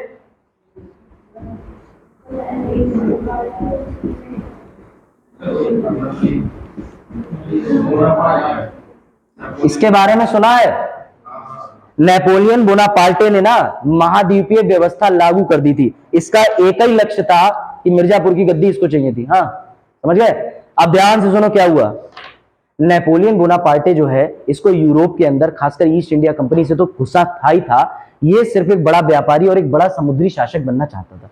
इसने कॉन्टिनेंटल सिस्टम लागू कर दिया विच इज कॉल्ड महाद्वीपीय सिस्टम, क्योंकि सभी को पता है कि ये मान के चलो यूरोप है, ये अफ्रीका है, तो ये लोग यहाँ जहाज से आते थे ना। अब कौन से जहाज से? पानी वाले, not from air India flight. ये पानी वाले जहाज से जब आते थे और यहां इनके सामने खड़े थे हमारे आदरणीय नेपोलियन, और नेपोलियन ने कह दिया अगर तुम इंच भर भी आगे बढ़े बिना मुझे इतना इतना इतना इतना पैसा दिए तो मैं तुम सबको मार दूंगा। This is called continental system. Napoleon ने 2 आदेश निकाल दिए, 2 संधि निकाली थी, इसमें से लिखो 1806 बर्लिन, 1807 मिलान। 1806 बर्लिन, 1807 मिलान। बजात लिखो, अपडेटेड मटेरियल पढ़ें एवं अपने बच्चों को पढ़ाएं आज से लागू। सर बर्लिन और मिलान क्या है? मिलान, ये जो मिलान और बर्लिन है वो जगहों के नाम है, ठीक है? ये बर्लिन और मिलान, बर्लिन की संधि, मिलान की संधि या डिक्री कह सकते हो, आदेश ये नेपोलियन ने निकाला था। और नेपोलियन ने कहा कि अगर किसी ने भी यूरोप के साथ व्यापार करा तो काट के रख दूंगा, समुद्र में बहा दूंगा, क्योंकि नेपोलियन की एनिमिटी, लड़ाई चल रही थी यूरोपियन पावर से। क्लियर हुआ? इसका इंपैक्ट तुम्हें 1813 पे अब देखने को मिलेगा। कोई डाउट कृष्णपाल? एग्जैक्टली सही है, ज्योग्राफी एक ही बच्चा पढ़ रहा है। हाँ ये मिलान, इसको आपको बिल्कुल यूपीएससी पे आ जाओ, कोई जरूरत नहीं कि मिलान कहाँ है बर्लिन कहाँ है, कोई जरूरत नहीं है, बस इतना याद रखो कि नेपोलियन ने 2 जगहों बर्लिन और मिलान की डिग्री निकाली थी। इस पे आप रिसर्च कर लेना, क्योंकि कोई नहीं पूछता कि मिलान कहाँ है बर्लिन कहाँ है, क्योंकि बर्लिन का नाम वही है, मिलान का नाम बदल चुका है। ठीक है, जैसे इन्होंने बताया फ्रांस के अंदर थे दोनों जगह फ्रांस में, लेकिन मिलान का नाम बदल चुका है। ठीक है, अब याद रखना, लेकिन ये संधि उस समय हुई थी वही थी, बात आई समझ में, एक बर्लिन की संधि एक मिलान की संधि 1806 और 1807। दूसरी बात, नेपोलियन के साथ में युद्ध चलते रहे और उसने 1805 से लेके 1815 1812 में खासकर इन समय पर नेपोलियनिक वॉर बहुत हो रहे थे। ठीक है, अब ध्यान से समझना, बड़ा इंटरेस्टिंग कहानी आने वाली है तुम्हारे सामने, उठा लो। ईस्ट इंडिया कंपनी के पास में व्यापार ठप हो गया। क्यों? क्योंकि नेपोलियन से कोई पंगा नहीं लेना चाहता था। नेपोलियन ने महाद्वीपीय व्यवस्था लागू कर रखी थी और बहुत बड़ा रूलर था, उसके पास आर्मी थी बहुत बड़ी। एक दिन ईस्ट इंडिया कंपनी बेचारी संसद के अंदर रो रही थी, सभी रो रहे थे बैठ करके और सभी लोग रो रहे थे। ऐसे में मेरी एंट्री होती है भविष्यकाल से। मैंने कहा अरे काय को रो रहे हो? तो ईस्ट इंडिया कंपनी कहती है क्या बताएं, हमें तो अपनों ने लूटा, गैरों में कम था, हमारा जहाज भी डूबा वहां जहां बोनापार्टे का दम खम था। मैंने कोई बात नहीं, वाह वाह करो तुम लोग, हाँ जोक नहीं समझते हो तुम लोग, माहौल बन रहा है माहौल। चल, उसके बाद क्या हुआ, ईस्ट इंडिया कंपनी ने कहा अभिषेक तुम तो एडवोकेट हो, एलएलएम हो, अब तो जुडिशरी में भी जा रहे हो, तो तुम हमारी मदद कर सकते हो। मैंने कहा बिल्कुल कर सकता हूं, उसके पीछे में तुम मुझे क्या दोगे? बोले इंडिया की इंडिपेंडेंस। मैंने कहा चलो, जो कि अभी बहुत दूर है, बिना गांधी जी के आए आजादी तो नहीं मिलेगी, लेकिन मैं तुम्हें एक सुझाव दे देता हूं ताकि तुम अपनी चीज को जारी रखो। मैंने कहा कि तुम्हारे पास क्या नहीं आ रहा? बोले इसने जितने भी व्यापारी हैं सबको रोक दिया है, हमारी ईस्ट इंडिया कंपनी के जहाज अब नहीं जा पा रहे, यहां से वहां सामान नहीं हो पा रहा, तो इस वजह से व्यापार पे निषेध लगा दिया। मैंने कहा कौन सी कंपनी पे? बोले ईस्ट इंडिया कंपनी पे। मैंने कहा सिर्फ एक ही कंपनी क्यों भेज रहे हो? बोले क्योंकि हमने एक ही कंपनी को मोनोपोली दे रखी है। मैंने कहा अगर तुम मोनोपोली दे सकते हो तो मोनोपोली ले भी तो सकते हो। अगर तुम कई सारे यूरोप के व्यापारियों को जा करके व्यापार करने का रास्ता खोल दोगे तो नेपोलियन बोनापार्टे से सिर्फ ईस्ट इंडिया कंपनी नहीं टकराएगी, उससे समस्त कंपनियां टकराएंगी और तुम्हारा काम आसान हो जाएगा। यानी व्यापारियों की संख्या बढ़ेगी और कंपनियां जाएंगी और उनमें से कोई भी कंपनी हो सकता है नेपोलियन से संधि कर ले, हो सकता है युद्ध में जीत जाए, हो सकता है सारे व्यापारी मिलकर हरा दें। तो ऐसे में तुम्हें अपनी मोनोपोली यानी एकाधिकार कम करना चाहिए, खत्म करना चाहिए। इसलिए 1813 में ईस्ट इंडिया कंपनी की मोनोपोली पर रोक लगाई और जैसे ही इसका एकाधिकार कम करने की बात चली, ईस्ट इंडिया कंपनी पागल हो गई, क्योंकि ईस्ट इंडिया कंपनी कर रही थी स्मगलिंग और एक्स्ट्रा पैसा कमा रही थी। तब ईस्ट इंडिया कंपनी ने कहा कि ये दौलत भी ले लो, ये शोहरत भी दे दो, मगर चाय और चाइना दे दो। तो चाय और चाइना छोड़ करके बाकी सॉल्ट पेटर, बारूद, ओपियम, अफीम जो भी वो बनाते थे, वो और कंपनियां अब यूरोप से आकर के भारत में ले जा सकती थी, बना सकती थी, बेच सकती थी। लेकिन चाय और चाइना के साथ व्यापार सिर्फ और सिर्फ ईस्ट इंडिया कंपनी के लिए ही रिजर्व कर दिया गया था। Is it clear Krishnapal? Crystal clear? वजह समझ में आई कि 1813 में मोनोपोली एकाधिकार आखिर कम किया तो करा क्यों नेपोलियन? इधर चाय और चाइना, तुम पुराने हो, नए बच्चे तुम्हें समझा रहे हैं, बताओ। देखो चाय और चाइना, प्यार लिखा तुमने? चाय अच्छा ओ, क्या उम्र है आशीर्वाद देने की बच्चों को? हाँ, क्या कहना चाह रहे हो? ऐसी बात नहीं है, वजाहत कामयाब होगा, ये मेरी ब्लेसिंग से वजाहत के साथ देख लो। तो वजाहत जवाब देना सबको कामयाब होके, पक्का वजाहत बनेगा। अच्छा मुझे देख रहे हो वजाहत? इसका उत्तर वजाहत आपको क्लास दोनों पूर्ण होने के पश्चात देंगे। चलो 1813 फिर से समझ लो, एक चार्ट और बना दे रहा हूं मैं तुम्हारे लिए। 1813 के पीछे जो ऐतिहासिक घटना थी वो थे भैया हमारे नेपोलियन बाबूजी। नेपोलियन बाबूजी ने 1806, 1807 यानी कि बर्लिन और मिलान देशों में निकाली थी महाद्वीपीय व्यवस्था, which is called continental system. English वालों, कॉन्टिनेंटल सिस्टम। इस सिस्टम के तहत साफ साफ कह दिया था कि मैं तो यूरोप से चिढ़ता ही हूं, अगर किसी ने यूरोप के साथ व्यापार करने की कोशिश करी तो उसको मेरा सामना करना पड़ेगा। मैं मतलब नेपोलियन का। इस वजह से व्यापार में गिरावट आई। इन लोगों ने राय ली ब्रिटेन के संसद में बैठ के, तो संसद में यह हल निकला कि अगर तुम एकाधिकार ईस्ट इंडिया कंपनी का कम कर दो और भी व्यापार करने वाले लोगों को भेज दो, तो हो सकता है कि नेपोलियन बोनापार्टे के सामने अभी सिर्फ एक ही कंपनी है, कई सारी कंपनी आ जाए तो काम आसान हो जाए। इस वजह से इन्होंने क्या करने का प्रयास किया? हाँ अरुण। एक समस्या ये भी तो आएगी ना, अगर सारी कंपनियां आ जाएंगी तो ईस्ट इंडिया कंपनी के फिर भी नुकसान ही होगा। ईस्ट इंडिया कंपनी का नुकसान होगा, लेकिन ईस्ट इंडिया कंपनी कौन सा ब्रिटेन को बहुत पैसा दे रही थी, इसमें क्वीन का दिमाग चला। 16 कंपनियां 16 जगहों से फायदा, 50 कंपनियां 50 जगहों का प्रॉफिट। सिंपल मैथ्स है, इसलिए कहता हूं सीसेट पढ़ो। बात आई समझ में? तो क्वीन ने ये फैसला तुरंत मान लिया। क्वीन ने सबको सीधे फटाफट अज्ञप्ति पत्र दिया, जाओ जाओ जाओ शुरू करो। और काफी कंपनियों की संख्या बढ़ गई और ईस्ट इंडिया कंपनी ने कहा कि हम पुरानी कंपनी है, कम से कम हमारा चाय का व्यापार और चाइना के साथ जो भी चाय का व्यापार चल रहा है या हम जो भी कर रहे हैं वो हमारा जारी रहने दो। ये बात समझ में आई? अच्छा, 1813 के अंदर अब एक बात की समस्या और आ गई थी। आधे से ज्यादा यूरोप के व्यापारी तो भाग गए थे भारत की चिड़िया के पास व्यापार करने। अब समस्या ये आ रही थी कि यूरोप के अंदर अच्छे एडमिनिस्ट्रेटर, पढ़े लिखे लोगों की कमी हो गई। तो इन्होंने एक तरीका निकाला कि अब हम भारतीय लोगों को शिक्षित करेंगे और उन्हें ही नौकरी पर रखेंगे, यानी हम काले अंग्रेज बनाएंगे। काले अंग्रेज का मतलब ये नहीं तुम अपने घर पे जाओ और तुम गोरे हो, तुम्हारा भैया काला है तो उससे कहते हो काला अंग्रेज, काला अंग्रेज, और तुमसे कहे ब्रिटिशर, फिर बाद में तुम दोनों लोग हॉस्पिटल जाओ पट्टी बनवाने। ऐसा मत करना, ये उदाहरण है। I am not a resist and I am not defining article 14 के अगेंस्ट, लेकिन बस मैं तुम्हें एक अंतर बता रहा हूं कि इन्होंने सोचा अगर हम भारतीयों को शिक्षा दे दें और शिक्षा देने के बाद में अंग्रेजी पढ़ाएं और उन्हें दिखाएं अंग्रेजी बेहतर है तो वो हमारे लिए काम करेंगे। और तब तुरंत ही ये भी फैसला हो गया पार्लियामेंट में कि अगर हम उनके धर्म को परिवर्तित भी करवा दें और उन्हें क्रिश्चियन बना लें तो फिर कैसा रहेगा। तो इसीलिए 1813 में इन्होंने 3 चीजें करी जो मेरे नोट्स में तुम्हें मिलेंगी। अरे यार ये मार्कर हटाओ भैया, आप घर ले जाओ। उसके बाद 3 चीजें दिखेंगी तुम्हें 1813 में। सर व्यापार, मोनोपोली खत्म करी, शिक्षा और तीसरा धर्म। सर धर्म कैसे? भारत में पहला क्रिश्चियन पादरी यानी मिशनरी कब आया? 1813। शिक्षा के लिए 1 लाख रुपया भारत में किसने दिया? ब्रिटेन ने। क्यों? ताकि तुम लोग उस 1 लाख से पढ़ पढ़ा करके अंग्रेजी उन्हीं के लिए काम करो। लेकिन तुम्हारे काम करने में भारतीय धर्म आगे आएगा तो हम तुम्हारा धर्म परिवर्तित कर दे रहे हैं। क्यों? क्योंकि कल बजाज से भी बात हुई थी क्लास के बाद, तो बजाज ने सही बताया था कि इंडियंस जो थे वो 7 समुद्र पार नहीं जाते थे। उनका मानना था अगर हम भारत की जमीन से किसी दूसरे समुद्र को पार करके जाएंगे तो हमारा धर्म भंग हो जाएगा। लेकिन अगर तुम क्रिश्चियन बन जाओगे, पढ़ लिख जाओगे, अच्छे बन जाओगे तो हो सकता है हम तुम्हारी सेवाएं विदेश में भी ले जा करके ले लें। बात आई? और व्यापार पे, शिक्षा पे और धर्म पे यही 1813 पे एक बुनियाद बनना शुरू हो जाएगी जो आगे चल के 1857 की क्रांति भी बनेगी। ये भी ध्यान रखना। यहां तक कोई डाउट? आज 1813 तक ही खत्म करते हैं क्योंकि टाइम हो गया, ठीक है। लेकिन एक बार मैं रिकॉल करा दे रहा हूं।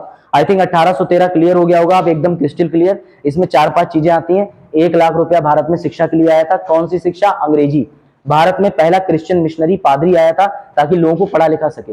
सर 1813 में व्यापार की मोनोपोली जिसे एकाधिकार कहते हैं उसको नियंत्रित या कम किया गया। क्यों? ताकि और व्यापारी आ सके। लेकिन और व्यापारियों की जरूरत क्यों पड़ी? क्योंकि नेपोलियन बोनापार्टे नामक एक व्यक्ति था जिसने महाद्वीपीय व्यवस्था लागू कर रखी थी, which is called continental system, कि यूरोप के जितने भी व्यापारी हैं उनसे कोई व्यापार नहीं करेगा। ये चीज यहां तक क्लियर हुई? समझ आया?